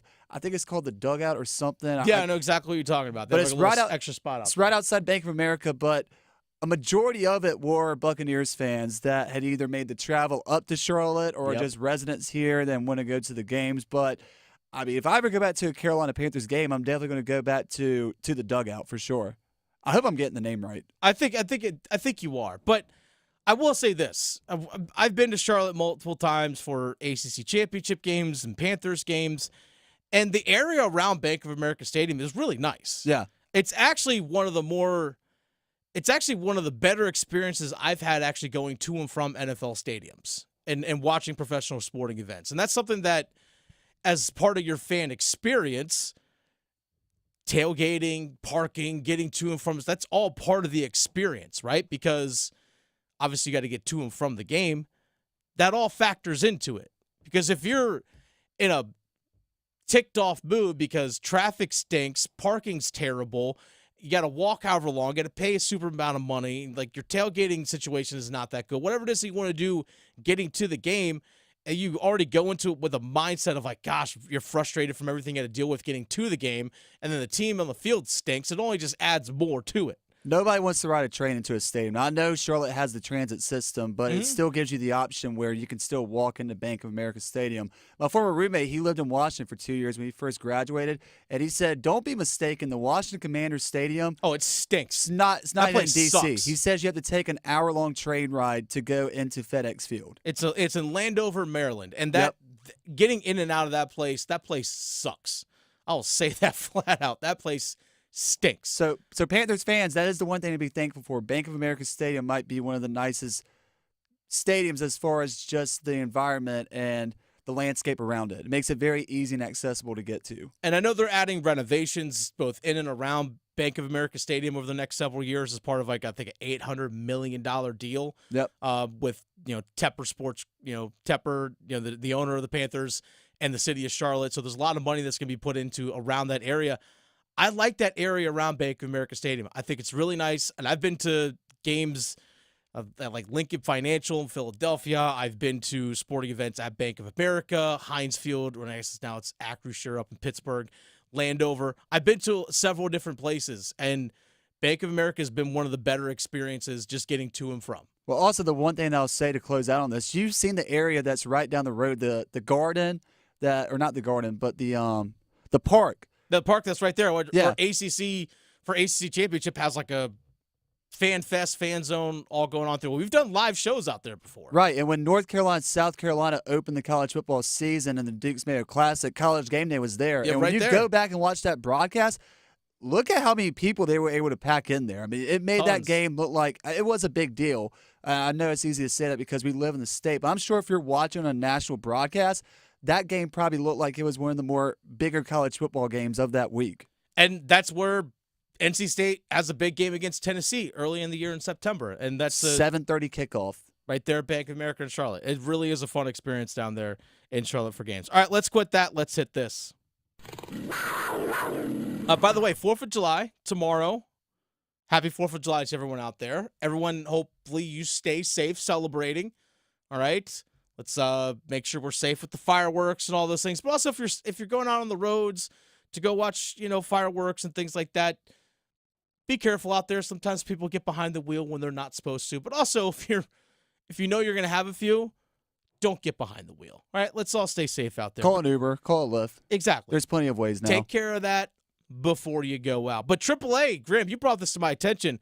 There's a lot of people apparently going to be traveling this holiday. Yeah, nearly 71 million people are expected to travel between June 29th and July 7th around the 4th of July, according to AAA estimates. That's 5% more people than last year and 8% more than 2019. 71 million people traveling, 50-plus miles at least? Yep. So, for example, that's driving from, here to Greenville? Or actually a little bit past that? The Motor Club actually predicts that 70.9 million people will travel 50 miles or more during that period. 60.6 million are expected to travel by car, an increase of 2.8 million from the same time period, or the same period in 2013. So, or 2023, I should say. So, should I wait to go to Wilmington tomorrow morning instead, rather than tonight? That's a good question. That's a really good question. Not a lot of people are going to be on the road tomorrow morning. So if you want to get out and go early, that's a good time to go. It also says the worst times to hit the road will be between 2 p.m. and 7 p.m. on Wednesday and Sunday, according to a transportation data analysis. Okay, so between 2 and 7 p.m. So, Graham, wait till after 7 p.m. that you can go down to Wilmington. Well, good thing I got to stay for overdrive and to finish up the podcast. See, there you go. See, it times out perfectly for you, there you Graham. go. It's times out perfectly for you. I actually thought about the morning after 4th of July might be the best time to go out on the road on the motorcycle. Yeah. Because no one's going to be out there. Yeah, that's very true. No one's going to be out there. All right, let's quit that. Let's hit this. Damn! Graham, what's one of your favorite foods for 4th of July? It's got to be a hot dog. Hot dog. Everyone loves a good hot dog, right? Everyone loves a good hot dog. Now, Graham, let's go ahead and get into the hot dog etiquette. This is something that you found online about proper hot dog etiquette. We want to make sure we play this for the people. Everyone loves hot dogs, but not everyone follows proper etiquette when they enjoy this sacred, all-American food. So here are some do's and don'ts to prevent you from making a frank faux pas. Don't use fancy buns with franks. This is considered gauche. Do stick to sesame seed, poppy seed, or plain buns with hot dogs. Don't serve hot dogs on fancy china. Always use a paper plate or everyday dishes. Dress the dog, not the bun. Wet condiments like mustard and chili are applied first, followed by chunky condiments like relish, onions, and sauerkraut, followed by shredded cheese, followed by spices like celery salt or pepper. Don't put herbs on the same plate as a hot dog. That's just, franktentious. Don't bring wine to a hot dog barbecue. Beer, soda, lemonade, and iced tea are preferable. Yep, facts. Don't ever use utensils to eat a hot dog on a bun. Eat them only with your hands. Don't take more than 5 bites to finish a hot dog. For a foot-long wiener, 7 bites are acceptable. Wow, okay. Big bites there. A few other tips to maximize your hot dog eating experience. Don't leave bits of bun on your plate. Eat it all. And perhaps the cardinal rule, never ever put ketchup on a hot dog after the age of 18. Okay. We all have to grow up sometime. And besides, legend has it that within the city limits of Chicago, you could be arrested for such an offense. Okay, a few things there, including the ketchup bit there at the very end, which we'll get into there in just a little bit. First of all, a few things. Paper plate or normal everyday, dishes. That's totally fine for hot dogs. Yeah, I love a Nothing glizzy as crazy. much as the next person, but I'm not bringing out fine china for my hot dog. Exactly. No fancy plates or anything like that. Paper plates, perfectly acceptable. Also, no wine with it. Again, soda, beer, lemonade, tea. All go with a hot dog. Yeah, stop with Perfectly fine. Stop with that IPA mess. Yeah, and you know what? Just a simple plain bun. That's all you need. Nothing super fancy. Doesn't have to get over the top. Now, a couple things I disagree with. I actually sometimes like putting the condiments on the bun because it wraps around the hot dog as opposed to just putting it directly on top of the hot dog. I'm okay with either. It seems like she scolded that. But the thing that really got me there, Graham, was this. No ketchup on a hot dog? That's no what ketchup on I a hot was dog going to ask past you. the age of 18. I was like, I feel attacked, Graham. I put ketchup and mustard on my hot dogs. There are people out there that put mayonnaise on hot dogs. Get that crap out of here. It would not surprise me also if there are some parts of Chicago where you could get arrested for putting ketchup. Probably. There's hot dog places that do not serve ketchup. That is like a legit thing. Yeah, they see it's like disrespected. It's like, okay, that's fine. That's a choice.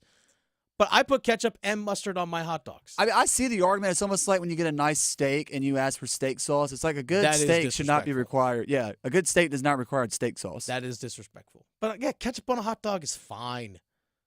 Get over yourselves, people. Ketchup on a hot dog is okay. The 7 bites, though, for 7 bites for a foot long?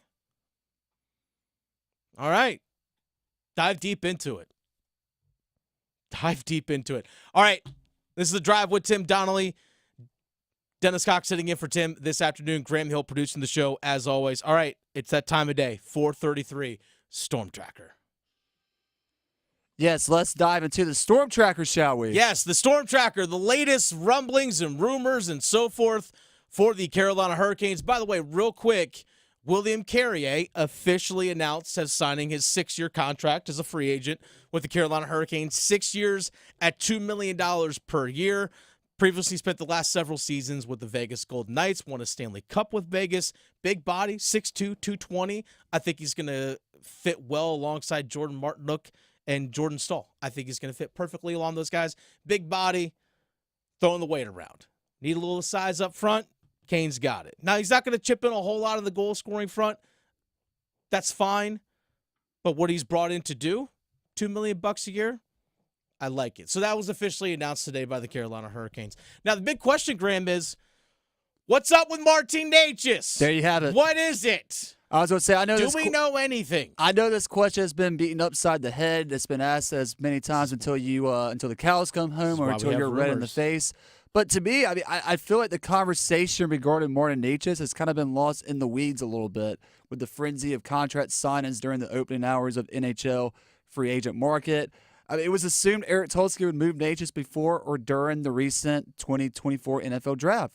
In the Hockey News, Jason Newland cited Sportsnet's Elliot Friedman, claiming the Hurricanes were close to a deal with the Columbus Blue Jackets involving Necas. They were. And the Blue Jackets' first-round pick, which was going to be the 4th overall in this year's draft. I know you also joked around the bullpen. It seems like all the hockey experts and all the big-name hockey guys like Elliot Friedman are just like asleep. Like they're in hibernation. Everything got quiet. So if you look at the at day one of the NHL free agency signing period, which began on Monday, July 1st, there were like 138 signings, I want to say, day one of the draft. And it was like $1.2 billion total of contracts. With a capital B. Were dished out. Yes, with a capital B, capital dollar sign, billions out there. Today, I think there's been like 4 or maybe 3, less than that. That's kind of where things are sitting right now in terms of NHL free agency. It dried up real fast. So the next logical thing is, the next step is trade market. It's the trade market. Now, with the trade market, there's a little bit less of like a deadline. We got to get stuff done now. But I think teams are realizing, okay, what were we able to do free agency? Who were we able to sign?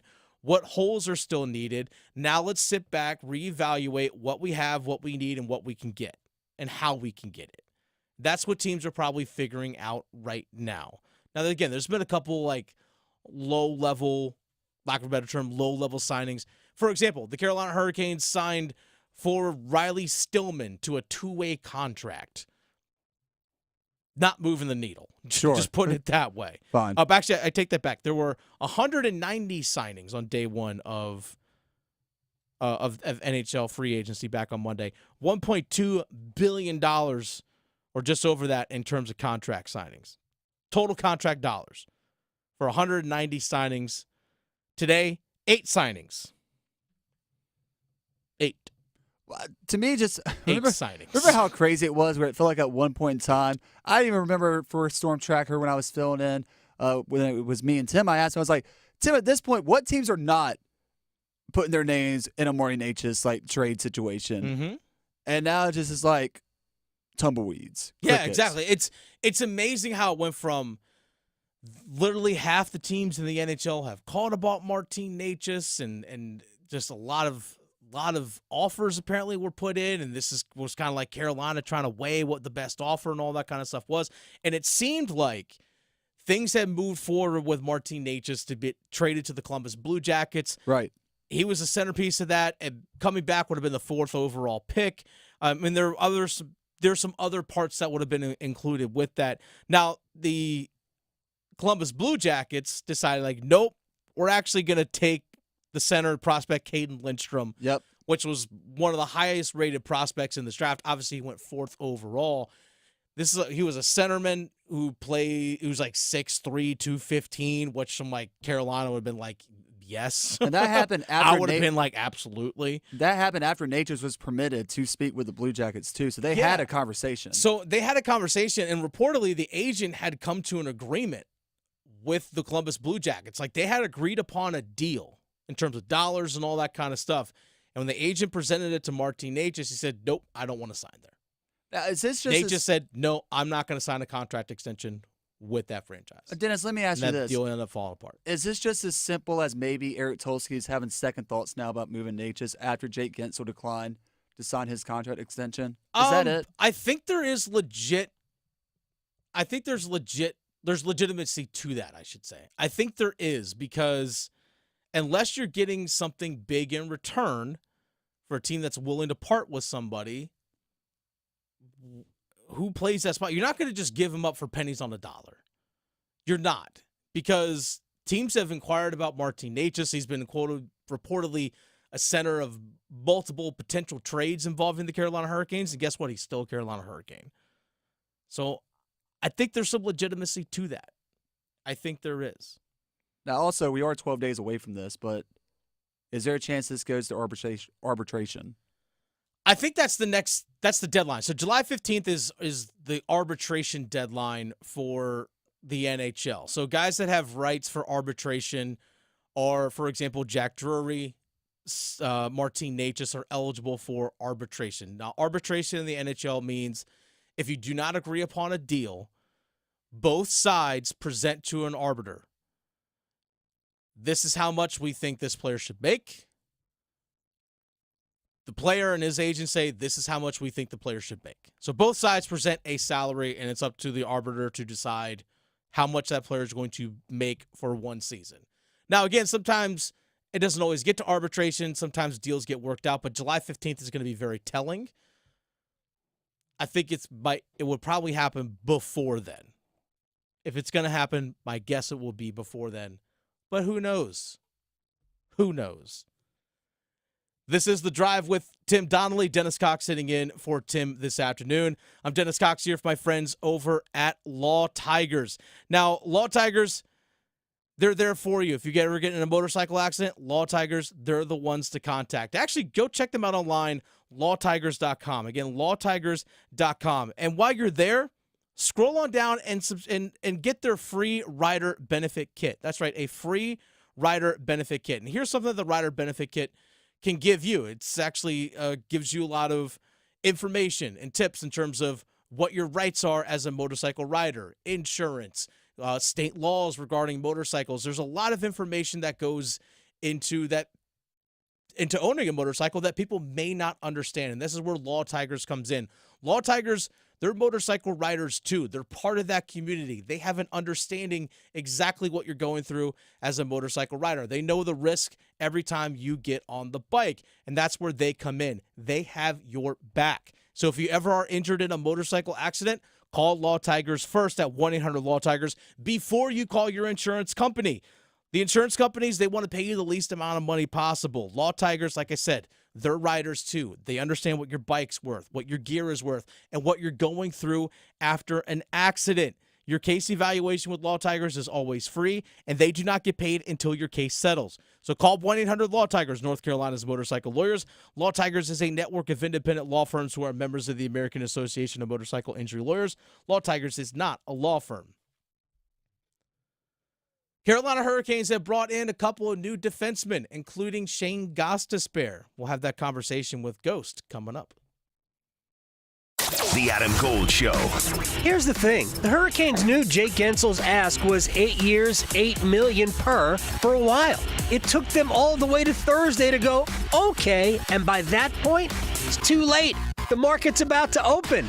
Teams have already called to be interested, and that's how Tampa Bay steps in and swoops up Carolina's big prize. The Adam Gold Show, weekdays starting at noon on 99.9 The Fan. Hey, John, why so glum? I just got let go. The company's downsizing. This is the third time in the last 2 years. I'm done with this. Have you thought about My Computer Career? I've heard they can train you for a career in IT in just a few months, including cybersecurity and the basics of AI. And you don't need prior training or experience. Now that's a recession-resistant career. Wow, thanks. I'll check them out. Go to mycomputercareer.edu and take the free career evaluation. mycomputercareer.edu. Financial aid is available for qualified students, including the GI Bill. Hungry for flavor and value? Then it's Bow time. Nothing slays the hunger beast like some of that bodacious Bojangles flavor. And there's never been a better time to satisfy your Bojangles sandwich cravings than now. With Bojangles Summer Sandwich lineup, you can choose a flavorful Cajun fried chicken filet sandwich, or a tender Cajun grilled chicken filet sandwich, or a crispy Cajun filet club sandwich, or a tasty Bo's chicken sandwich. Make it a sandwich combo and add your choice of a side. Maybe Bojangles seasoned fries, dirty rice, or Cajun pintos. And to complete the perfect meal, Bojangles legendary iced tea. There's a Bojangles sandwich combo for everyone in the family. Summer just doesn't get any better than that. What are you waiting for? You know you're hungry, and you know you want flavor and value. So, it's Bojangles sandwich combo time. There's so much to love about North Carolina, but we all want more. More boundless views, more pristine scenery, more wildlife, more adventures, and more clean roads to get there. But to get more, we have to do less. Less littering, that is. Properly disposing of waste is never a waste of time. It leads to a more enjoyable environment for much longer. So, when traveling in North Carolina, make it your nature to trash your trash. Leave it more beautiful than when you found it. And we will all have more reasons to love NC. Litter less, get more. For more on the 7 outdoor NC Leave No Trace principles, visit OutdoorNC.com. Sponsored by the North Carolina Association of Broadcasters and Visit North Carolina, part of the Economic Development Partnership of North Carolina, in cooperation with this station. Adam Gold in studio with my man Sammy Hanna, owner-operator of the Aluminum Company of North Carolina. I tell people this all the time. If I am doing a commercial for somebody, I am vouching for who they are and what they do. You guys do great work, but your customer service stands above all the great work that you do. Adam, I truly appreciate that testimonial. And yeah, we try to take pride in our customer service and meet and exceed our homeowners' expectations on all their home improvement needs. Obviously, there's many companies out there that do what we do. If you Google home improvements, Raleigh, you're going to get many, many companies. But you're not going to find too many companies out there that have a 4.9 rating and over 800 Google reviews and over 7,000 Guild quality reviews. It takes a lot of work on our part to make sure we meet and exceed all your expectations on customer service. And we're going to continue to do so because that's why we've been in business since 1961. I have used the Aluminum Company. I have not heard anyone that had anything but incredible things to say about all of you, and that is amazing. That's a testimony to how you guys do it. Aluminum Company of North Carolina, aluminumcompany.com.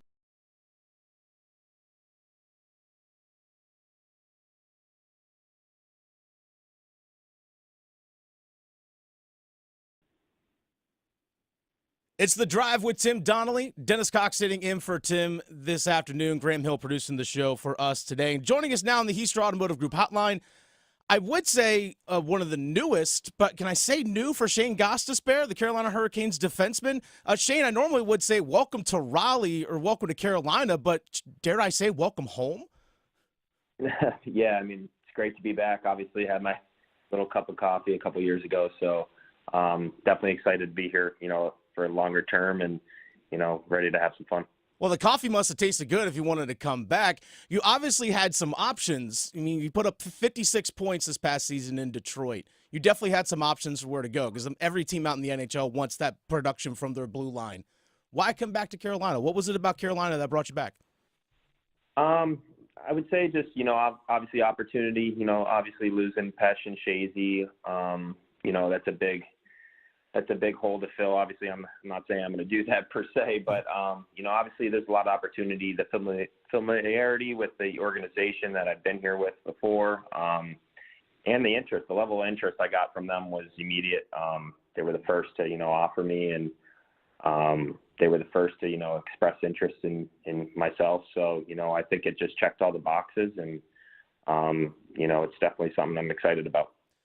Shane Gostisbehere, Carolina Hurricanes defenseman, joining us here in the Heaster Automotive Group hotline. A couple days ago, we talked to Sean Walker, another blue liner that's being brought in to the franchise, and he talked about how much he's heard about the area and how great things are, things that he's heard.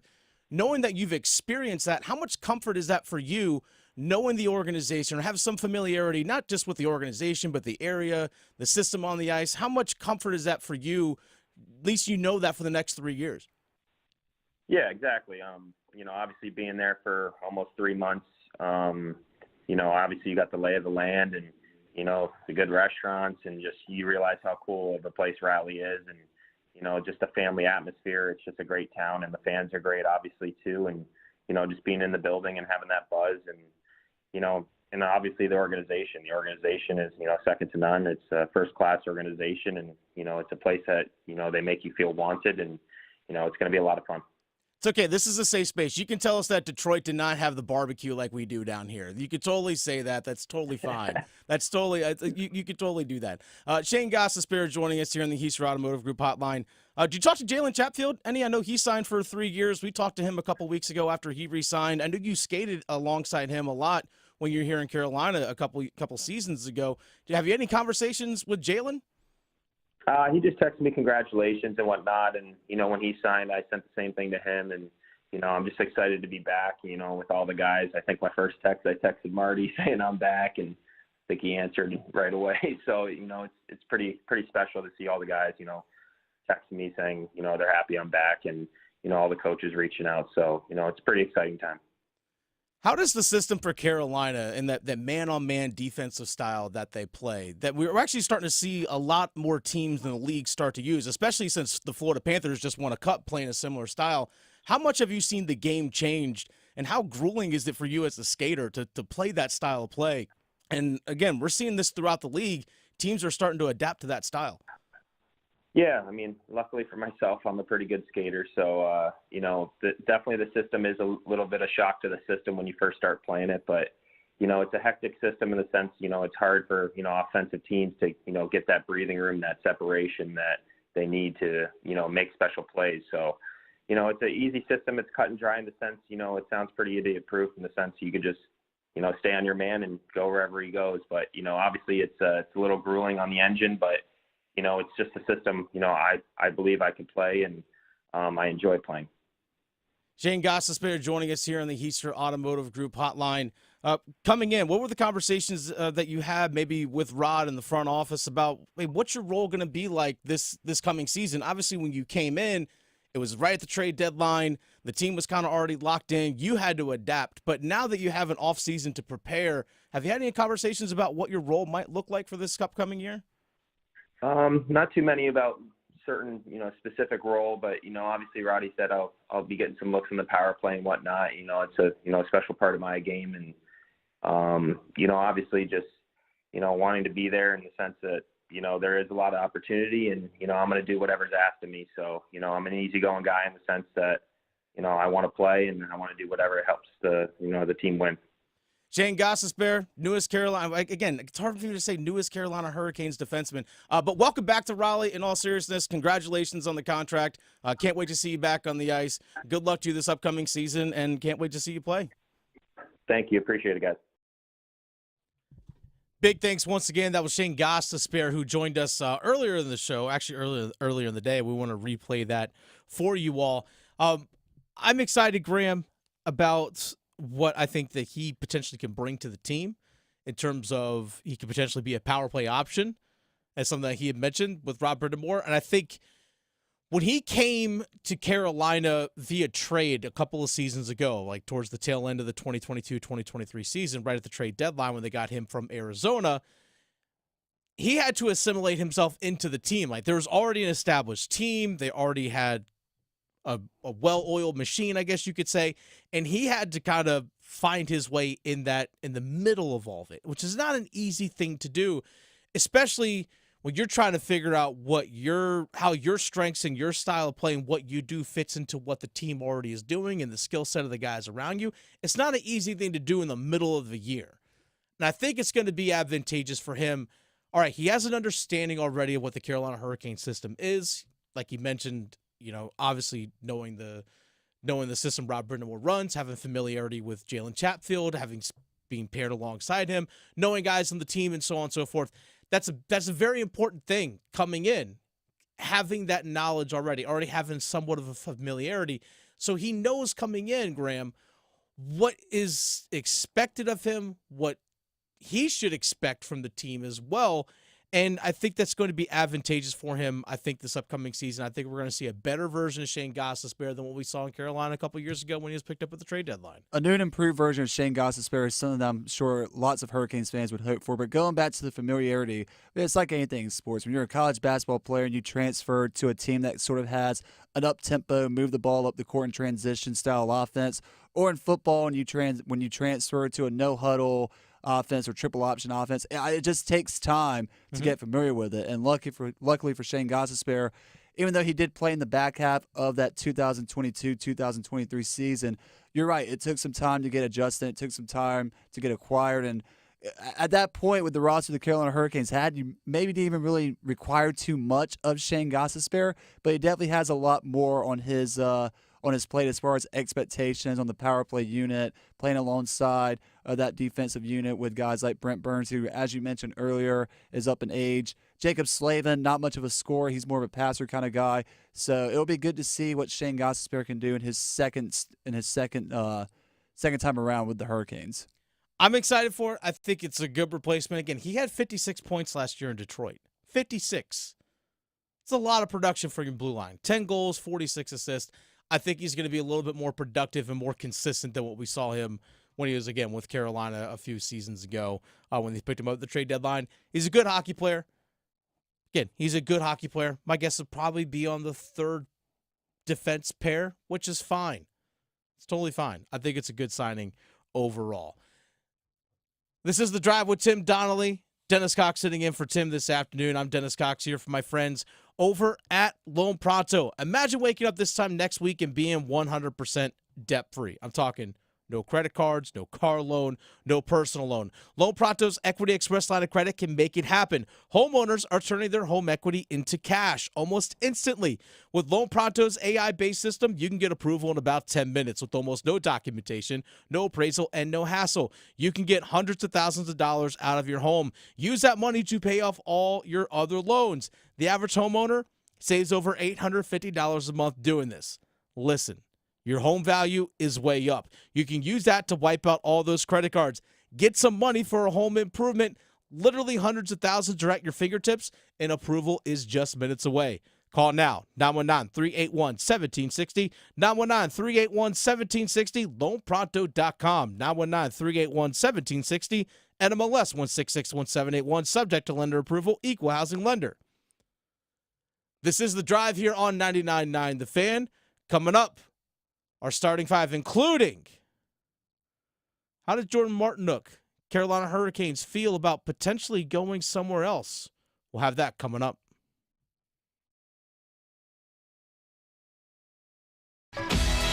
Listen every afternoon for The Drive with Tim Donnelly. Free agency in the NHL, a lot of the dust has settled, but the Canes have left me with one more question. Who's going to score on the second line? Who's going to score on the second line for the Carolina Hurricanes? Because at some point, your defensive system can work, your top line can be awesome, but you need production from that second line. I'm worried. The Drive with Tim Donnelly, 3 to 6 on 99.9 The Fan. What are you doing? Eating caviar. Yuck. Get this. Supreme 7 scratch-offs from the North Carolina Education Lottery have the best odds to win $400 with a $4 million top prize. So I'm learning to enjoy rich people stuff. Okay, let me try. Gross. What's next? Ballroom dancing. I'll lead. New Supreme 7s, a shot at supreme riches. Must be 18 to play. Approximate overall odds of winning are 1 in 4.18. Problem gambling helpline 877-718-5543. Are you looking for a place to take the whole family? Somewhere affordable that provides a ton of entertainment and good food? Well, let me let you in on a little secret. You can get all that and more at Durham Bulls Athletic Park. They have something for every member of the family. Let the kids play in Woolly World and meet Woolly Bull, and the adults can grab a tasty craft beer. Plus, you don't want to miss their unbeatable fireworks shows. Go to durhambulls.com/tickets or call 919-956-BULL today. Picture this, the perfect summer barbecue. No stress, no responsibilities, just all your friends, burgers sizzling, hot dogs cooking, Pepsi Zero Sugar fizzing, and a backyard of very, very happy people. Oh yeah, we could get used to this. Very, very used to this. Grilling, better with Pepsi. For a limited time, get 2 20-ounce Pepsis for only $4.25 at Refuel. So hurry in and enjoy an ice-cold Pepsi today. On average, people spend over a third of their life sleeping, yet most sleep disorders go undiagnosed. I'm Megan Gigling, General Manager of Parkway Sleep Health Centers. Sleep struggles left untreated can lead to health problems and have a serious effect on your quality of life. We've served the Triangle for 20 years. Let us help you get the sleep you've been dreaming of. If you're in need of a sleep study, a knowledgeable doctor, CPAP machine, or supplies, Parkway has you covered. For more information or to schedule an appointment, visit parkwaysleep.com. Sound sleep, sound health. Spectrum Internet has enough speed to handle all your needs, so you can work, game, and stream with speeds up to a gig. Plus, Spectrum's advanced Wi-Fi provides enhanced security for all your connected devices. Get Spectrum Internet with fast and reliable speeds, starting at just $29.99 a month with a 2-year price guarantee. Visit spectrum.com/internet for you for full details. Offer subject to change, valid for qualified residential customers only. Restrictions apply. Attention soccer fans, North Carolina FC invites you to be part of the excitement. Join us in our electrifying games with top-tier players, thrilling goals, and unforgettable moments. Experience the thrill of this beautiful game with North Carolina FC. Get your tickets now, northcarolinafc.com. If Heineken Silver was a 60-second radio ad, it'd tell you all the stuff you need to know in only 30 seconds to keep things light and refreshing. Seriously, time me. Heineken Silver, a world-class light beer that's surprisingly crisp and refreshing, made with only premium quality ingredients and just 2.9 grams of carbs and 95 calories, all without compromising on taste. Heineken Silver, all the taste, no bitter endings. Order now at Heineken.com/silver. Must be 21 and older to purchase. Enjoy Heineken responsibly. Whew, 30 seconds, that's it. Done. Peace. Don't you wish your life came with a warning app? That dog does not want to be petted. Well, life doesn't always give you time to change the outcome, but prediabetes does. Take the 1-minute test today at doihaveprediabetes.org. Brought to you by the Ad Council and its Prediabetes Awareness Partners. At Take 5, we're faster than you think. That means we'll change your oil and have you back on the road faster than it takes for your fancy designer half-calf, heavy cream, no-whip, mocha latte to get cold. Just sit back and relax while our fast, friendly team does all the work. Take 5, the stay-in-your-car 10-minute oil change. This hour of buzzer-beating, nail-biting, edge-of-your-seat sports action on 99.9 The Fan is powered by Ritchie Law Firm Injury Lawyers. Visit GotBryan.com. That's GotBryan.com. WCMC HD1 Holly Springs. Take us with you on radio, web, app, Alexa, and YouTube. 99.9 The Fan, the Triangle Sports leader.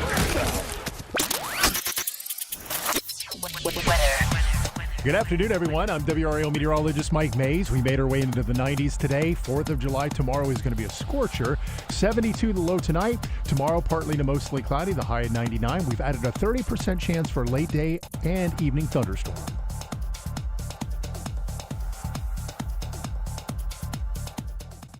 Weather update brought to you by Newcomb & Company, where your comfort is their business. Visit newcombandcompany.com. 5 o'clock check of your money. Dow Jones closes the day still down 23 points at 39,308. Market update brought to you by The Good Feet Store. Ready to step into a healthy and active lifestyle? Come to The Good Feet Store and experience the difference. Discover how a simple step can lead to a life of pain-free possibilities.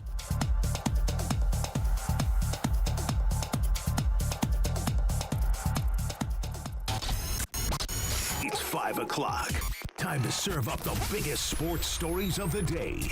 Here comes your starting five. It's the starting five here on 99.9 The Fan. The Drive with Tim Donnelly. Dennis Cox sitting in for Tim Donnelly this afternoon. Graham Hill producing the show. Graham, let's dive right into it. Let's get to number 5. Jordan Martinook just re-signed with the Carolina Hurricanes for 3 more seasons. Spent the last 6 years in a Canes sweater. Spoke to the media earlier today, and he talked about how important it was for the Canes and Martinook to get a deal done. Yeah, I think when it came down to it, it was I didn't want to leave, and if there was a chance to stay, I was going to do everything I can to stay. So it presented itself kind of towards the end that there was going to be an opportunity, and I'm thrilled to be back. And it's hard to think about leaving a place that you're so comfortable and love so much. So I'm very happy to be back. He actually talked about how he was entertaining other offers and even said there was some concern that he might not be a Hurricane. Yeah. Up until kind of the last day of free agency, we were prepared to go somewhere else. So I gotta give my wife a lot of credit and a couple pats on the back and maybe a stiff drink because the last week kind of put her through the ringer with everything that's gone on, and I'm just happy that she's been supportive, and my family, everybody's been supportive, and it's good to be back in a place that we've laid down a nice home. There's a lot of uncertainty for guys, for athletes during free agency time or leading up to free agency, because for a guy like Jordan Martinook, who's been here for the last 6 years, he's made Raleigh his home. And he obviously, as he said, he wanted to stay here. He said it at his exit interview right after the Carolina Hurricanes season ended back, 6 weeks ago, whatever it was. He said, I want to stay here. I want to be here. This is where I want to be. And not knowing if that was going to be reciprocated in terms of, am I going to get a fair offer? Am I even going to get an offer? And then, as he said, Sunday night, just before free agency, or that evening, hey, this is a contract offer for the Carolina Hurricanes. We want you back. And he's like, yep, got it, done, signed. But he had to think about, all right, if that doesn't happen, what's next? What's the other options out there for me? What's best for my family? Not just for my career, what's best for my family? He acknowledged during, Graham, you were part of the Zoom interview that he had earlier today. Yep. As was I. He said, I'm at the tail end of my career here. I want to make sure I'm in a place where I can win a cup. Yeah. I want to make sure I'm in a place where I can win a cup. And he's like, I want to do it here in Carolina. Said he feels like this team is right there in the tail of chasing the Stanley Cup, and also talked about the locker room guy. And he said that's not a title that he put on himself. He feels like people just assume he's a locker room guy because he's always yelling at Andrei Svechnikov. But I know also in a fun way, by the way. In a fun way, yeah, not in a violent way. How could you ever hate Andrei Svechnikov? But I know he also talked about, he was asked the question, does it feel like himself and Jacob Slavin have more of a responsibility as being one of the veteran players coming back, or that got extensions? And he said, no, because the value and the core of this team hasn't changed. The goal is to still win a Stanley Cup. It shouldn't matter who's here. And it's not like the guys that we brought in, as you kind of alluded to earlier in the show, they didn't bring these guys in to boost their profit, to up their value. They brought these guys in, and these guys want to come play in Raleigh for Rod Brindamore because they feel like they can win a Stanley Cup with this organization. That's number 5. Let's get to number 4. We are the Four Horsemen. Number 4, 4th of July. we made it, folks. We made it to the 4th of July. We made it there. First of all, hope everyone has a fun time, but B, everyone stay safe. I really hope that. Graham, I actually remember this was back in 2014, so this is 10 years ago. All right. For those who don't know, I played lacrosse through college, coached college lacrosse for 9 years, and back in 2014, I was part of like a team or a squad that was out in Denver, actually around this time 10 years ago, 4th of July, and the World Lacrosse Championships were taking place in Denver. Okay. And I was part of a group that was helping out with the World Games in a few different ways. Like we were kind of like a practice squad for teams for when they're practicing and getting ready for games and matches, that if they wanted to kind of use us as extra bodies for their practices, because countries were only maybe allowed to have like 23, 24 guys on a roster. So you can only travel so many and bring so many guys over. So if you want to have extra bodies for practice, you needed guys there. So I was kind of a group of like 20 or 25 guys that were being like a practice squad for teams and so on and so forth. And at the time, the Denver Outlaws, at the time known as in Major League Lacrosse, the Pro Lacrosse League at the time, the owners of the Denver Outlaws at the time were the same owners as the Denver Broncos, so they would play their games at Mile High Stadium. Okay. And on the 4th of July, they always had a 4th of July game, because after the game, they would have this massive fireworks show, like where they're shooting fireworks from the top of the stadium and all that kind of stuff. It was super cool. And I remember we had met some guys from the Swiss lacrosse team that were there. And we actually had the team I was with, we had a couple of big, like 15 passenger, vans, and they had tickets to that lacrosse game because it was before the World Lacrosse Championship started. So they asked us, like, hey, can we hitch a ride to the game with you guys? Because, this is 2014. This is before Uber and those kinds of things. And again, they're from out of the country, and they spoke like 6 languages.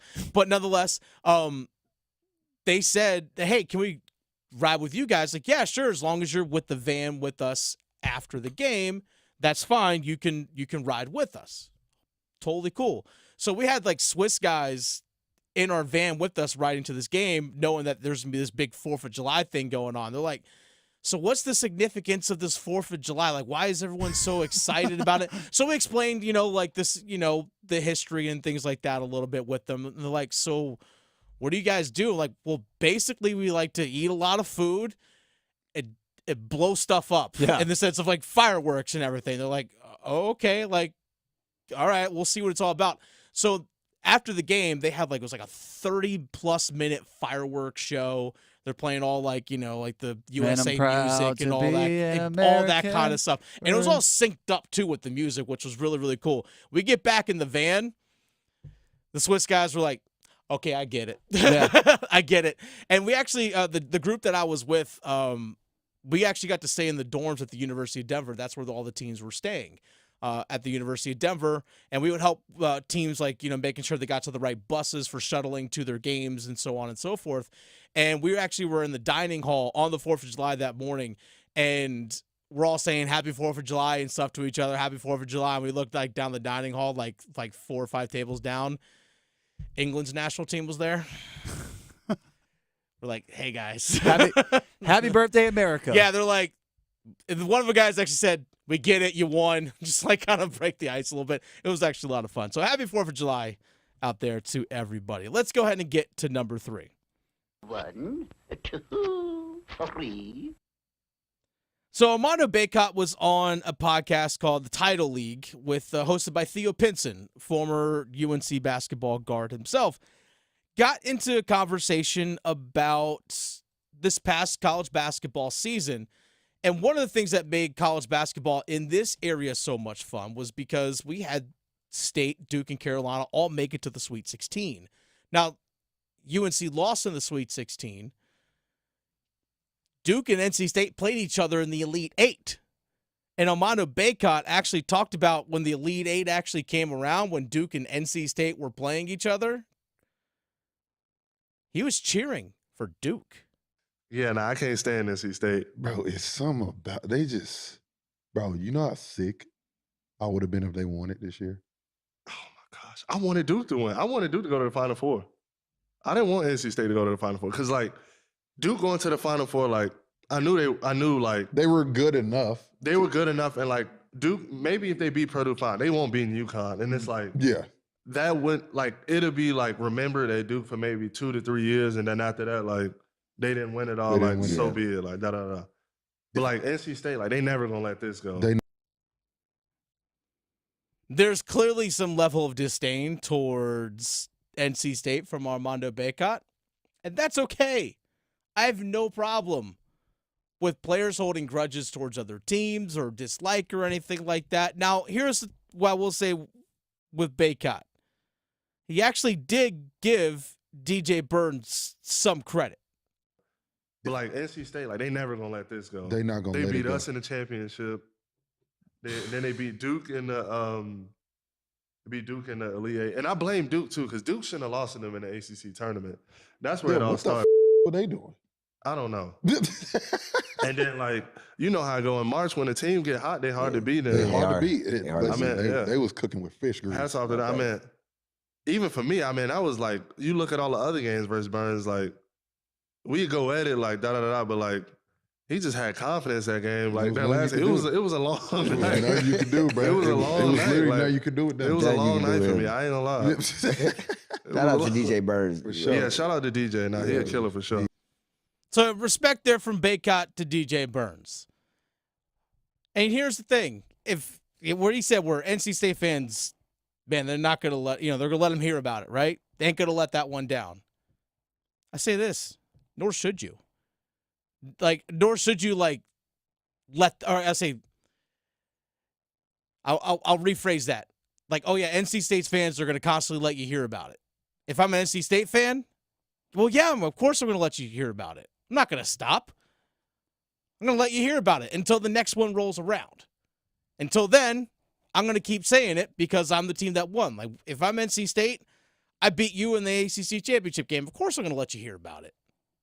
I'm never going to let you not hear it. If that makes sense. You kept Armando Bacot from winning an ACC championship during his time at Carolina. True. I also got it confused earlier when I said that if there was anybody else that had done what Armando Bacot accomplished at North Carolina, such as win a national championship. I keep forgetting he didn't win a national championship. No, he never won a national. But that's just crazy to think. No, never won a national championship there. But just to go off my previous example, let's say Paxton Wojcik said that he was cheering for Duke. He would not be allowed back in Chapel Hill. Maybe. So I kind of accept, well, maybe, because he had that great game against Michigan State in the NCAA tournament. I'm not going to throw another Carolina basketball player under the bus. Anyways, just point being, I respect Armando Bacot for admitting that he was cheering for his fan base's most hated team in the NCAA tournament, and he still gave DJ Burns his flowers. Now, going off to your previous point, I'm going to play devil's advocate for both sides here. Okay. One, you're right. NC State fans should not let North Carolina fans hear the end of this because they helped them get to their first Final Four appearance since 1983. Now, for Carolina fans, you kind of created this monster with NC State fans, right? Because you're constantly reminding them that they haven't won a national championship since 1983. That's true. They haven't won an ACC championship in over 35 years. So, yeah, Armando Bacot, Carolina fans, like, when you create this monster, when you go with the whole little brother mentality, it's going to come back to bite you in the you-know-what eventually, and this will be the season it does. Until NC State and Carolina play each other in PNC Arena for the first meeting in basketball, you're going to have to hear about it. Don't forget about football either. That's just kind of how it works. All right, real quick. Actually, let's go ahead. Next up, number 2. Just the two of us. So a couple news and notes here in the NBA world that actually do have local ties. Nate McMillan, who's from Raleigh, played at NC State in the mid-'80s under Jim Valvano. Head coach in the NBA for several years, including most recently just with the Atlanta Hawks. Actually took the Atlanta Hawks to an Eastern Conference final just recently as a few years ago. Hired by J.J. Redick to be on the staff with the L.A. Lakers. I think this is vitally important for J.J. Redick. as a head coach and a new head coach. And by new head coach, I mean like fresh, because he's never coached anything outside of like youth AAU basketball. And that's legit. Never was a college assistant, never a college head coach, never an NBA assistant. First time ever head coach. So a lot for him to learn. Having a guy on his staff like Nate McMillan, who has experience with several franchises in the NBA, has been a head coach and an assistant coach, but has also had some level of playoff success in recent seasons. Again, just recently as a few years ago, got to the Eastern Conference Finals with the Atlanta Hawks. Having a guy like that on your staff to lean on, I think, is important for a guy like J.J. Redick. It's like, hey, he could pull J.J. aside and say, hey, look, either don't do this or do that. Like, here's not just in terms of X's and O's.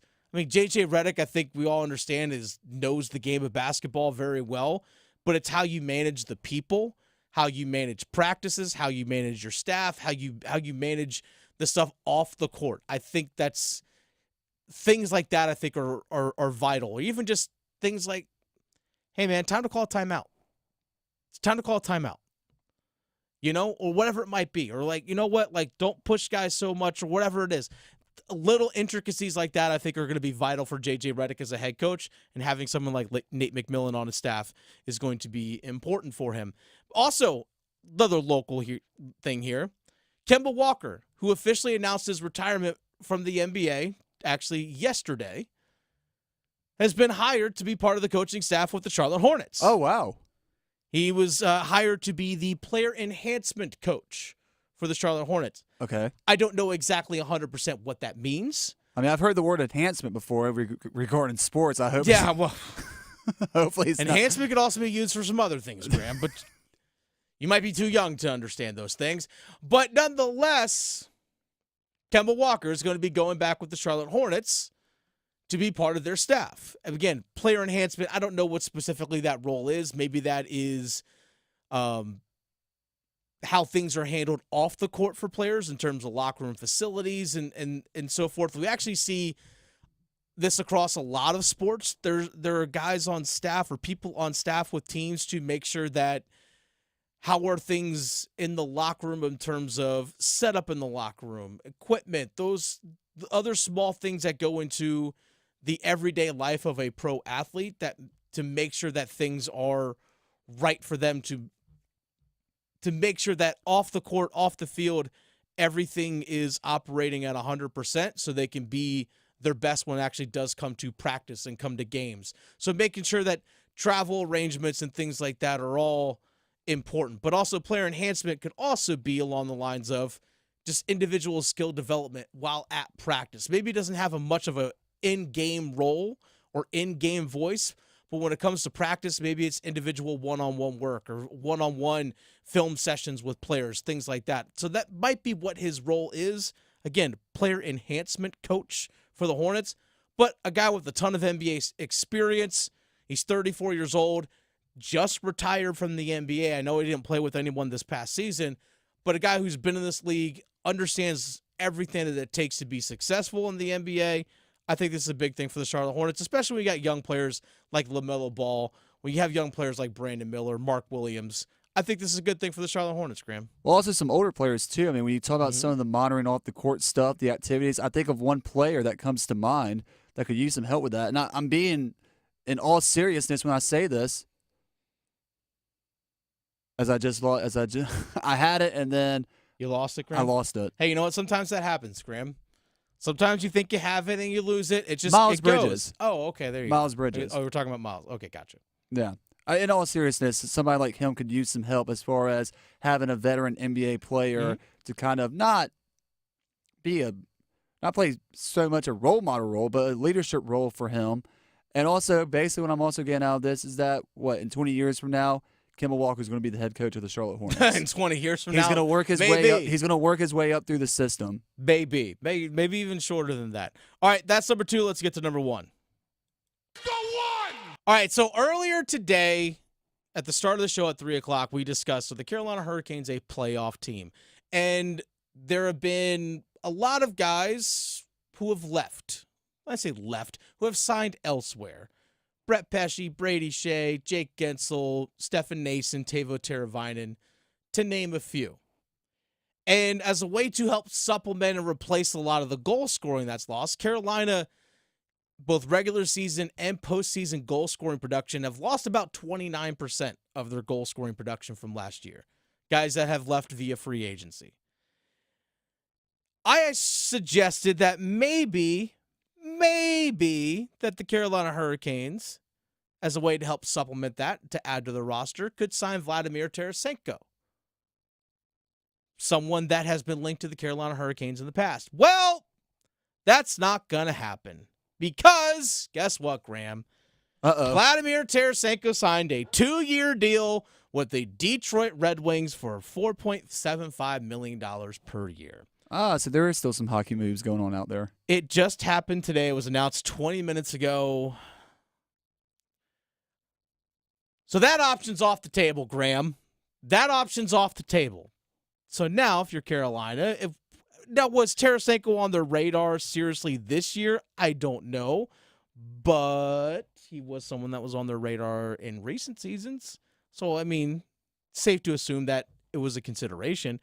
But nonetheless, Vladimir Tarasenko is signing with the Detroit Red Wings, 2 years at $4.75 million a year. He just won a Stanley Cup with the Florida Panthers. So, things are going pretty well for Vladimir Tarasenko right now. So that was an option that I had, Graham, and it's no longer an option. It stinks. Better be careful about what you say next in the segment, or you could talk some stuff into the air before the end of the show. Unless it's a positive thing. Unless it's a good thing. I mean, that would have been a positive thing. I would have loved it. I said you could have signed him go for 1 year. Hired gun for a season. But nope, that's not happening. But it's what it is. No Vladimir Tarasenko to the Carolina Hurricanes. He's signing with the Detroit Red Wings. So now we have heard Eric Tulsky. He's even said it on this very program, on these airwaves, when we had him on soon after he was announced officially as the general manager of the team. He said, used the phrase, creative solutions. Creative solutions in order to put the roster together. He acknowledged that not everyone was going to be coming back. Pretty much everyone that signed free agent deals that were on the Hurricanes last year all got pay raises. And some of them quite significant. Like, for example, Stefan Nason was making $775,000 last year, league minimum. He's getting $2.75 million a year now with the New Jersey Devils. That's a massive pay bump. Brady Shea was making $5.2, $5.3 million. He's getting $7 million a year now. That's a good-sized pay bump. Brett Pesce was making $4 million. Now he's making $5.5 million a year. Good-sized pay bump for these guys. So, again, you can't fit everyone in. Make the math. Got to make the math. So let's see the next domino to fall in the NHL. Creative solutions. If I had my choice, I'm going to try and speak this into the ethers. We saw Matthew Tkachuk win a Stanley Cup, right, for the Florida Panthers. Let's go get his brother Brady from Ottawa. Ooh, bring there you that go. guy in. Send Nate just to Ottawa. Let's get Brady Tkachuk. I doubt Ottawa's going to try and give up Brady Tkachuk, but you never know. You never know. This is The Drive. That was the starting five here on The Drive. Dennis Cox sitting in for Tim Donnelly this afternoon. Graham Hill producing. We need contestants for the numbers game, Graham. We need 2 contestants for the numbers game. 919-860-5326. 919-860-5FAN. The numbers game, the Totally Tubular Festival at Red Hat on Saturday, July 13th. So we're looking at 10 days from now. So next Saturday, July 13th, the Totally Tubular Festival. We have a pair of tickets to give away for the Totally Tubular Festival at Red Hat. Need 2 contestants for the numbers game. 919-860-5FAN. 919-860-5326. Numbers game coming up. Listen every afternoon for The Drive with Tim Donnelly. Free agency in the NHL, a lot of the dust has settled, but the Canes have left me with one more question. Who's going to score on the second line? Who's going to score on the second line for the Carolina Hurricanes? Because at some point, your defensive system can work, your top line can be awesome, but you need production from that second line. I'm worried. The Drive with Tim Donnelly, 3 to 6 on 99.9 The Fan. Ready to unleash your full potential this season? Then head to Pure Hockey. We've got inventory of the top gear arriving from now until year end. So don't miss your chance to score the best selection of sticks, skates, and gear for on or off the ice. At Pure Hockey, you'll also experience industry-leading personalized skate fittings with the newest in advanced 3D scanning technology. So get ready to dominate in the newest skates for the season. Plus, our rewards program is unbeatable. Head to your Wake Forest Pure Hockey store plus 2 other nearby locations and start earning today. Pure Hockey, your ultimate hockey headquarters.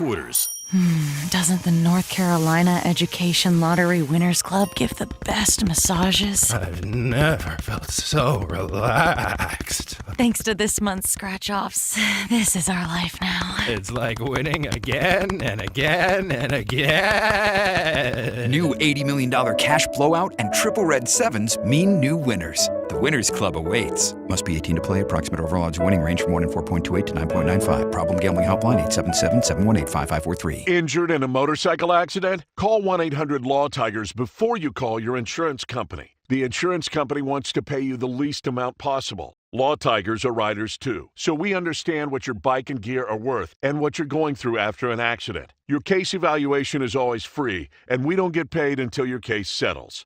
Call 1-800-LAW-TIGERS, North Carolina's motorcycle lawyers. Law Tigers is a network of independent law firms who are members of the American Association of Motorcycle Injury Lawyers. Law Tigers is not a law firm. Hungry for flavor and value? Then it's Bo time.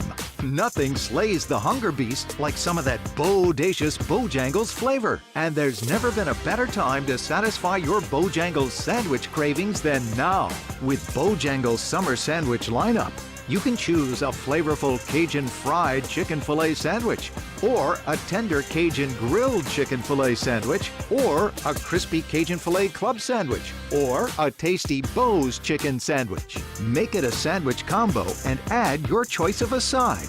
Maybe Bojangles seasoned fries, dirty rice, or Cajun pintos. And to complete the perfect meal, Bojangles legendary iced tea. There's a Bojangles sandwich combo for everyone in the family. Summer just doesn't get any better than that. What are you waiting for? You know you're hungry, and you know you want flavor and value. So, it's Bojangles sandwich combo time. A few contest rules from sports radio stations The Fan, The Buzz. No purchase necessary, 21 to enter and play. Limited to 1 entry per person and 1 prize winner per family or household per contest every 30 days. Employees of Capital Broadcasting, its agencies, sponsors, subsidiaries, other broadcast companies, and immediate families of the above are ineligible to play. Winners are verified, complete documentation, and are responsible for all taxes and prizes received. All prizes are non-transferable and cannot be redeemed for cash. Winners give sports radio the right to publicize his or her name, likeness, or voice. Sports may change contest rules and prizes at any time and holds no liability for canceled or postponed events. Complete info of sports radio contests available at WRALSportsFan.com or during normal business hours at 3100 Highwoods Boulevard in Raleigh. The Adam Gold Show. Here's the thing. The Hurricanes knew Jake Gensel's ask was 8 years, $8 million per for a while. It took them all the way to Thursday to go, okay, and by that point, it's too late. The market's about to open.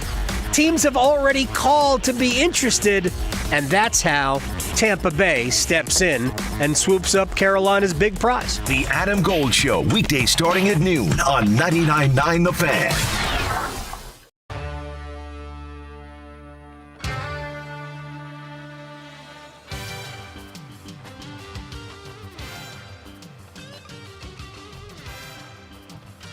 Time for the numbers game. We actually had a caller drop, Graham, I believe. So we actually do have 1 slot open for the numbers game. So we do need 1 person still for the numbers game. 919-860-5326.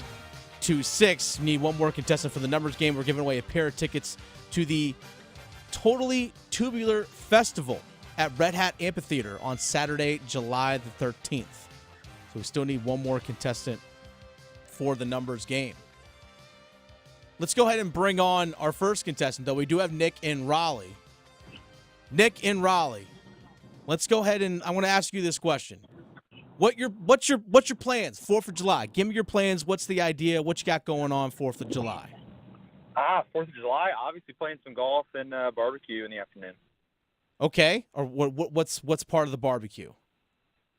Probably some steaks. No, maybe not steaks. Maybe brats and burgers. Just hamburgers. Okay. All right. So the basics. The basic stuff. Yeah. Which I had no problem with that. By the way, golf on 4th of July. It's a pretty big move out there. Golf on 4th of July. Yeah, it's going to be hot, but I got to get out there early before it gets too miserable. Now, I got a question for you. I'm going to bring up, before we get to our next contestant here that we're going to bring up, Chad and Henderson's going to join us here in just a little bit. But are you an early morning golf person? For me, if I'm playing a round of golf, if I ever like, let's say just going for 9 holes, I like to get out there early. I don't know what your preference is. What's your preference? You early in the day, get it done and over with, or you more like mid-late afternoon? I like a 9 after work, but it's just too hot right now. I gotta get out at least before 9. Yeah, it's too hot for me. It's too hot for me. All right, stay on the line real fast. Let's bring up Chad in Henderson. Chad, plans. Yes, 4th of July. What you got? I'm good. So you're just. I missed the question. Oh yeah. What are your plans for the 4th of July? I will be working on the 4th of July. Hey, respect to that. Respect to 4th of July work. I think some of us have been there and done that before. We're here today. A lot of people in the station are off. What do you do for work? I am currently a caretaker for my mother at the moment. Okay. Well, I hope your mom's doing all right. In all sincerity, I hope your mom is doing all right. But because we did have Nick was on first and Chad, you did kind of come on second. We're gonna go with Nick and Raleigh first for our numbers game here. Nick, are you there? Yeah. All right. So, question for you. You have 3 different categories that you can choose from here for the numbers game. Okay. We have NFL from nature. We also have NFL Carolina Panthers players, and also we have NHL Canes and Whalers only. What are you choosing for one of your categories? I'll do NFL Panthers players. NFL Panthers players. I like this. All right, so here's how the game works. All right, so what we're going to do, we're going to give you the name of the player. I'm obviously going to say the team name just to keep things even for both teams or for both contestants. 30 seconds on the clock. I'm going to give you the name of the player. You give us the jersey number. All right? I'm going to give you the name, the team, and you give us the jersey number. And you have 30 seconds. You do get 1 pass. All right? You do get Sounds 1 good. pass. All right? Any questions? Nope, that's it. Time will start when you hear the horn. NFL, Carolina Panthers. Brady Christensen, Carolina Panthers. 79. Incorrect. Kyle Allen, Carolina Panthers. 7. Correct. James Bradbury, Carolina Panthers. 24. Correct. Ted Ginn Jr., Carolina Panthers. 19. Correct. Brady Christensen, Carolina Panthers. 72. Incorrect. Kurt Coleman, Carolina Panthers. 20. Correct. Solid showing. 4 out of 5. 4 out of 5. Brady Christensen wears number 70 for the Carolina Panthers. Ike Ekwonu wears number 79. But overall, well done. You got Kyle Allen wears number 7, James Bradbury 24, Ted Ginn Jr. 19, Kurt Coleman wears number 20. There's like some deep cut ones in there too, Graham. So not easy. All right, so you got 4. So stay on the line, Nick. We're going to go to Chad and Henderson. Chad, you there? Yeah, I'm here. All right, Chad, you get 2 options here. You can go NHL, Canes and Whalers only, or NFL from nature. Let me get NFL from nature. All right, perfect. Same thing. 30 seconds. You have to beat the score by Nick. You have to get all 5, right? Because tie goes to whomever goes first. So you got to get all 5 here. All right, 30 seconds on the clock. You do get 1 pass. You have any questions? No, sir. Let's go. Time will start when you hear the horn. Justin Fields, Chicago Bears. 1. Correct. Trent Green, Kansas City Chiefs. 10. Correct. Warren Sapp, Tampa Bay Buccaneers. 99. Correct. Cliff Branch, Oakland Raiders. Pass. Ike Hilliard, New York Giants. 88. Correct. Cliff Branch, Oakland Raiders. 84. Incorrect. Cliff Branch, Oakland Raiders. 81. Oh, so close. So close. He wore number 21. The Hall of Famer Cliff Branch wore 21 with the Oakland Raiders. Man, another 4. That was awesome. Good Well game, done. good game. Well freaking done by both of you guys. Chad, that was awesome. Hope you have a good 4th of July. Hope your mother is doing well and does better. But man, that was awesome. You were so close. So close. Appreciate it. Good game, and everyone be safe. Absolutely. Nick, congratulations. You had to sweat that one out there, Nick. Whew. You got all 4. You had to sweat that one out. Yeah, I would not have gotten Ike Hilliard. That was tough. I know that was a deep cut pull. But Nick, congratulations, sir. You got 4 out of 5, getting all Carolina Panthers. That was well done. Well done by both of you. Nick, stay on the line. Graham is going to get some information from you, and then he'll make sure he'll get give you all the information that you need to get tickets and all that kind of stuff. Cool. Thanks. Awesome. Congratulations, Nick, on winning the numbers game. That was one of the better numbers games that we have had, by the way. One of the better ones, because oftentimes when we're doing the numbers game, we don't know what we're going to get in terms of the contestants, and obviously it's just kind of it's just random. You know, we randomly put together the players and everything, and sometimes you get it. Sometimes you get it. Sometimes you just get the ones that you know. Sometimes you don't. I mean, Chad and Henderson pulling out some deep names like Ike Hilliard. By the way, the NFL From Nature all featured different things that you would see, obviously, from nature, like Justin Field, Trent Green, Warren Sapp from a tree, Cliff Branch from a tree, Ike Hilliard, Hill. That's how it all works. But nonetheless, great job by both Chad and Henderson, as well as Nick and Raleigh. When we asked Nick what his plans were for 4th of July, by the way, he asked he's going to play some golf tomorrow, which it's scorching hot tomorrow. It's supposed to be way too hot for me to go out and play golf. Me, I like to play just 9 holes. I'm generally just a 9-hole with a cart. You know, usually get done in about, an hour and 20 minutes, something like that, hour and a half if I do play golf. I'm usually just 8-9 holes. I'm good. I like to be done early. If I play golf, I like to be done by like 10 o'clock. I like to be done by 10. When I was actually coaching down at Methodist University in Fayetteville years ago, when I was coaching the women's lacrosse team down there, they have a big PGA management program. So they have a massive golf program down there. But basically the program is for people that want to manage golf courses and things along those lines and be like a club pro. But we had, or at Methodist, they had an agreement with a golf course that was right down the road from the university.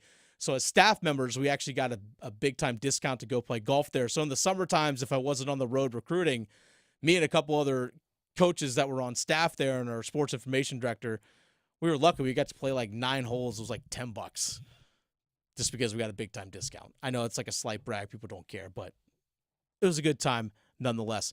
This is The Drive here with Tim Donnelly on 99.9 The Fan. By the way, Michael on our YouTube live said Twilight Golf is the way to go. Never thought about that. I don't know if Graham's ever done that before. Twilight Golf. Nighttime golf is actually a lot of fun. Par 3 courses that have lights, those are a blast. Par 3 courses under the lights, that's a lot of fun. That's something I can get behind. Twilight Golf. I love that. Nighttime, under the lights, par 3 course, all you need is like a pitching wedge, a putter, and maybe like an 8-iron. That's it. Great time. This is The Drive with Tim Donnelly here on 99.9 The Fan. Dennis Cox sitting in for Tim Donnelly. It is the 4th of July. We're going to dive into the 4th of July and the holiday a little bit more coming up next here on The Fan. Move your sports day forward. It's okay to drive an old car. I have one. It's a 19-year-old car. But what do I do when I catch a nail? I just go get the tire fixed. What happens when my oil runs low? I just put new oil in. I don't go out and buy the new car. But maybe it's time for this team in this offseason to go buy the damn new car. Get set up. Join Next Up with Paul Ihander. Mornings at 9 on 99.9 The Fan, the Triangle Sports Leader. Are you looking for a place to take the whole family? Somewhere affordable that provides a ton of entertainment and good food? Well, let me let you in on a little secret. You can get all that and more at Durham Bulls Athletic Park. They have something for every member of the family. Let the kids play in Woolly World and meet Woolly Bull, and the adults can grab a tasty craft beer. Plus, you don't want to miss their unbeatable fireworks shows. Go to durhambulls.com/tickets or call 919-956-BULL today. Lanny went to college and racked up huge debt. A little bit over $100,000. For a degree he couldn't use? Now what? I had a friend that went to my computer career and they talked to me about it. He was done in just months. I did do it online. They even helped him get hired immediately after graduation. One of the things I love about IT is that you can work from anywhere you want. You could become an IT pro in just months with zero experience at My Computer Career. It worked for me and I know it can work for you. It's not rocket science. It's mycomputercareer.edu. Is that your new Nissan Rogue? Yeah, crazy story. So I'm at the Nissan Thrill of Summer sales event when Dave, the sales guy, asks, "Want to test drive the Rogue?" And I'm like, "Let's go." We're driving when Dave says, "Check out the VC turbo engine." I hit the gas and whoosh. I'm like, "Okay, I wasn't expecting that." Dave goes, "If you think that's cool, watch this." Dave shows me the miles per gallon and I'm like, "Whoa, that's pretty impressive fuel economy." Dave mentions, "These new cars are going fast." And in that moment, I had to have that Rogue. Crazy, right? Wait till you hear how I got my Sentra. Get up to $1,000 July 4th bonus cash on select 2024 Rogue trims. Shop the Nissan sales event. Visit your local Nissan store and nissanusa.com today. 2024 EPA fuel economy estimates from 28 city, 34 highway to 30 city, 37 highway for 2024 Nissan Rogue. Actual mileage may vary. $1,000 July 4th bonus cash on 2024 Rogue Platinum. $500 July 4th bonus cash on 2024 Rogue SV and SL trims. Available on lease or purchase from new dealer stock. Contact dealer for details. N7824. Are you struggling to get a good night's sleep? Look no further than Parkway Sleep. For 20 years, we have been your locally owned and operated sleep center. I'm Brandon Giggling, president of Parkway Sleep Health Centers. Did you know that people are waiting a staggering 6 to 8 months for a sleep study at other sleep labs? At Parkway, we understand the importance of your sleep needs. That's why we offer openings within weeks, not months, saving you time. Don't let sleepless nights take over your life. Visit us today at parkwaysleep.com. Parkway Sleep Health Centers. Sound sleep, sound health. Picture this, the perfect summer barbecue. No stress, no responsibilities, just all your friends, burgers sizzling, hot dogs cooking, Pepsi Zero Sugar fizzing, and a backyard of very, very happy people. Oh yeah, we could get used to this. Very, very used to this. Grilling, better with Pepsi. For a limited time, get 2 20-ounce Pepsis for only $4.25 at Refuel. So hurry in and enjoy an ice-cold Pepsi today. Hey everyone, it's Ted from Consumer Cellular, the guy in the orange sweater, and this is your wake-up call. If you're paying too much for wireless service, you don't have to keep having that nightmare. Consumer Cellular has the same fast, reliable coverage as the leading carriers for up to half the cost. So why keep spending more than you have to? Seriously, wake up and call 1-888-FREEDOM or visit consumercellular.com. Savings based on cost of Consumer Cellular single line 1, 5, and 10 gig data plans with unlimited talk and text compared to lowest cost single line postpaid unlimited talk, text, and data plans offered by T-Mobile and Verizon January 2024. Thanks for calling Discover. This is Diego. Hi, Diego. It's Jennifer Coolidge. You know, I just want to say your cashback match makes me feel so special. It really inspired me. That's great. Doubling the cashback you've earned at the end of your first year is what we do. Well, I'm doubling everything now. Double dating, double dipping, double feature, double header, double whammy. You know, basically double or nothing. You earn, we match. Discover Cashback Match. See terms at discover.com/creditcard. Listen every afternoon for The Drive with Tim Donnelly. Free agency in the NHL, a lot of the dust has settled, but the Canes have left me with one more question. Who's going to score on the second line? Who's going to score on the second line for the Carolina Hurricanes? Because at some point, your defensive system can work, your top line can be awesome, but you need production from that second line. I'm worried. The Drive with Tim Donnelly, 3 to 6 on 99.9 The Fan.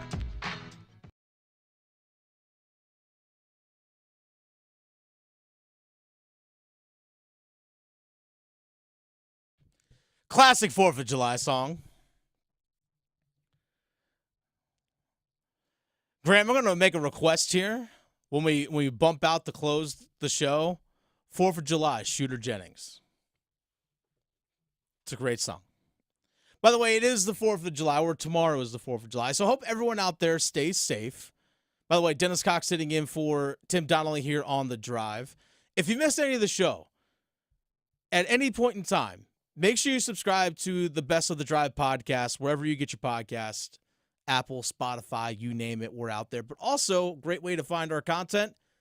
Look up 99 The Fan, 99.9 The Fan, my apologies, 99.9 The Fan on YouTube. Just search for it. Find our YouTube page. Subscribe to it there. We actually do put a lot of different content out there, whether it's stuff from this show, from the Adam Gold Show, from Next Up with Paul Ihander, what you can hear from 9 a.m. to 10 a.m. here on The Fan. Different stuff out there, including Pack Therapy, which Graham has been part of producing and hosting with that, along with Tim Donnelly, the Canes Corner podcast with Adam Gold, myself and Chris Lee from WRL TV. We do the Panthers Playbook podcast. A lot of different stuff out there for you, and also for not just for you to watch and to listen to, but a great chance for you to interact with us. And for example, like we go and read the comment section for different stuff all the time. Graham, earlier in the show today, we kind of joked about with SMU, Cal, and Stanford having now officially joined the ACC as of Monday this week.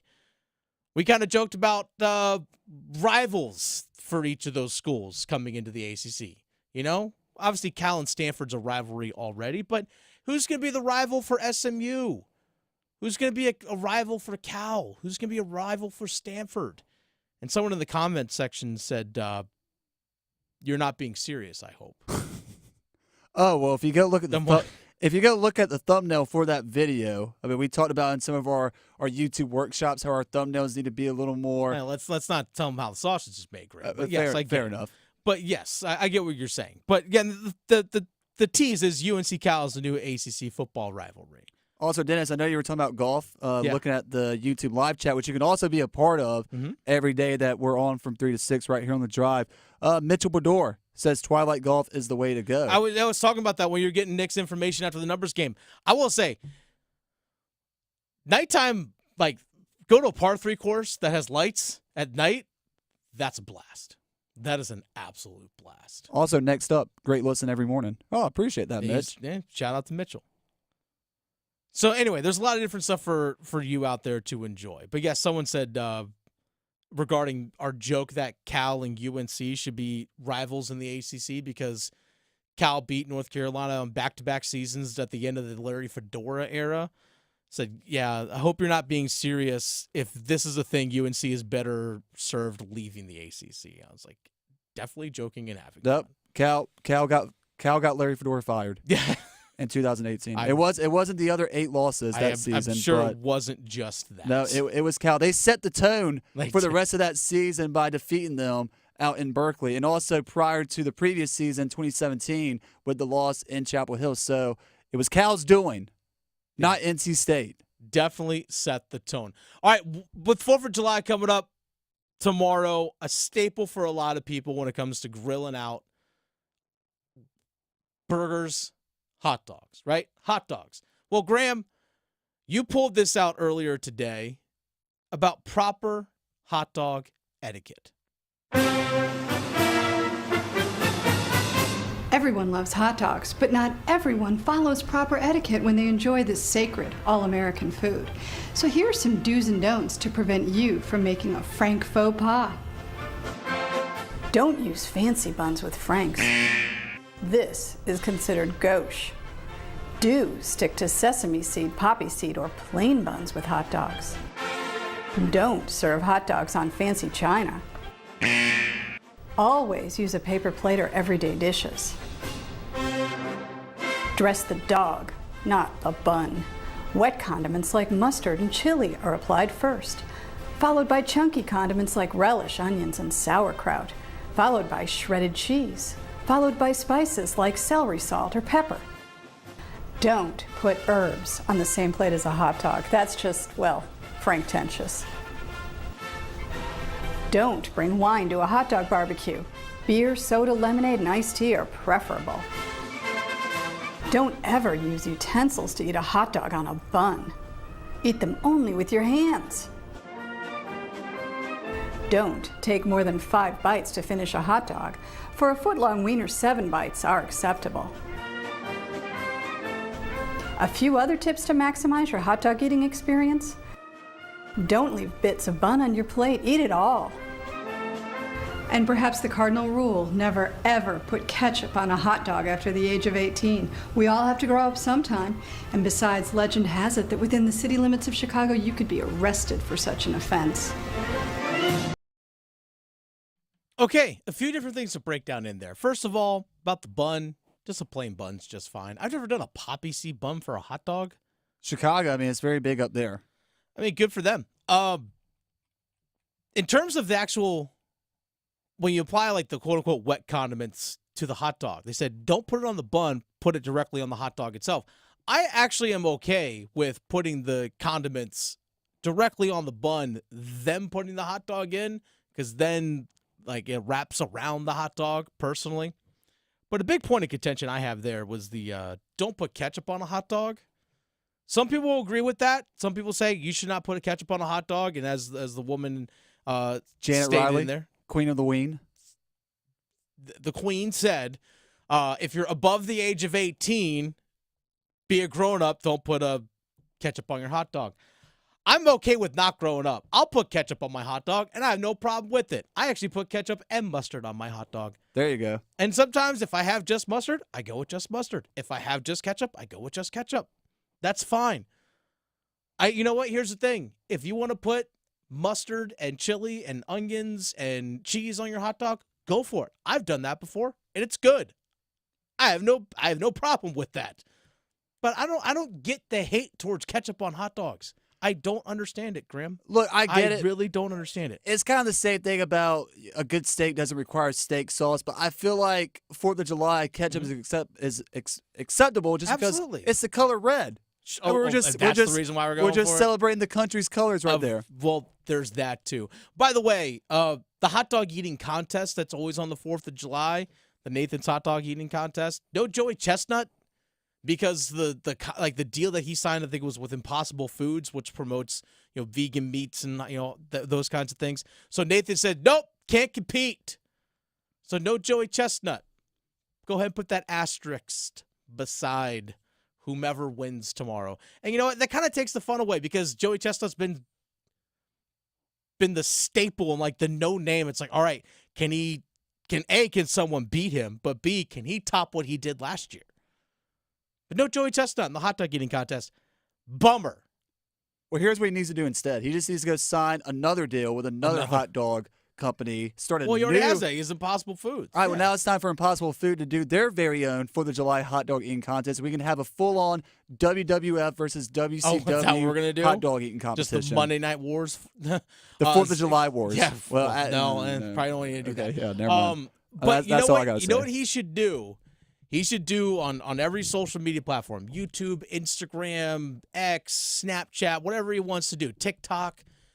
The same time that the hot dog eating contest is going on, he does his own at the exact same time. How much attention would you get? It's a way to do it. Overdrive coming up here on 99.9 The Fan. Are the Carolina Hurricanes a playoff team? I'll tell you why they are. An Overdrive coming up. The Adam Gold Show. Here's the thing. The Hurricanes knew Jake Gensel's ask was 8 years, $8 million per for a while. It took them all the way to Thursday to go, okay, and by that point, it's too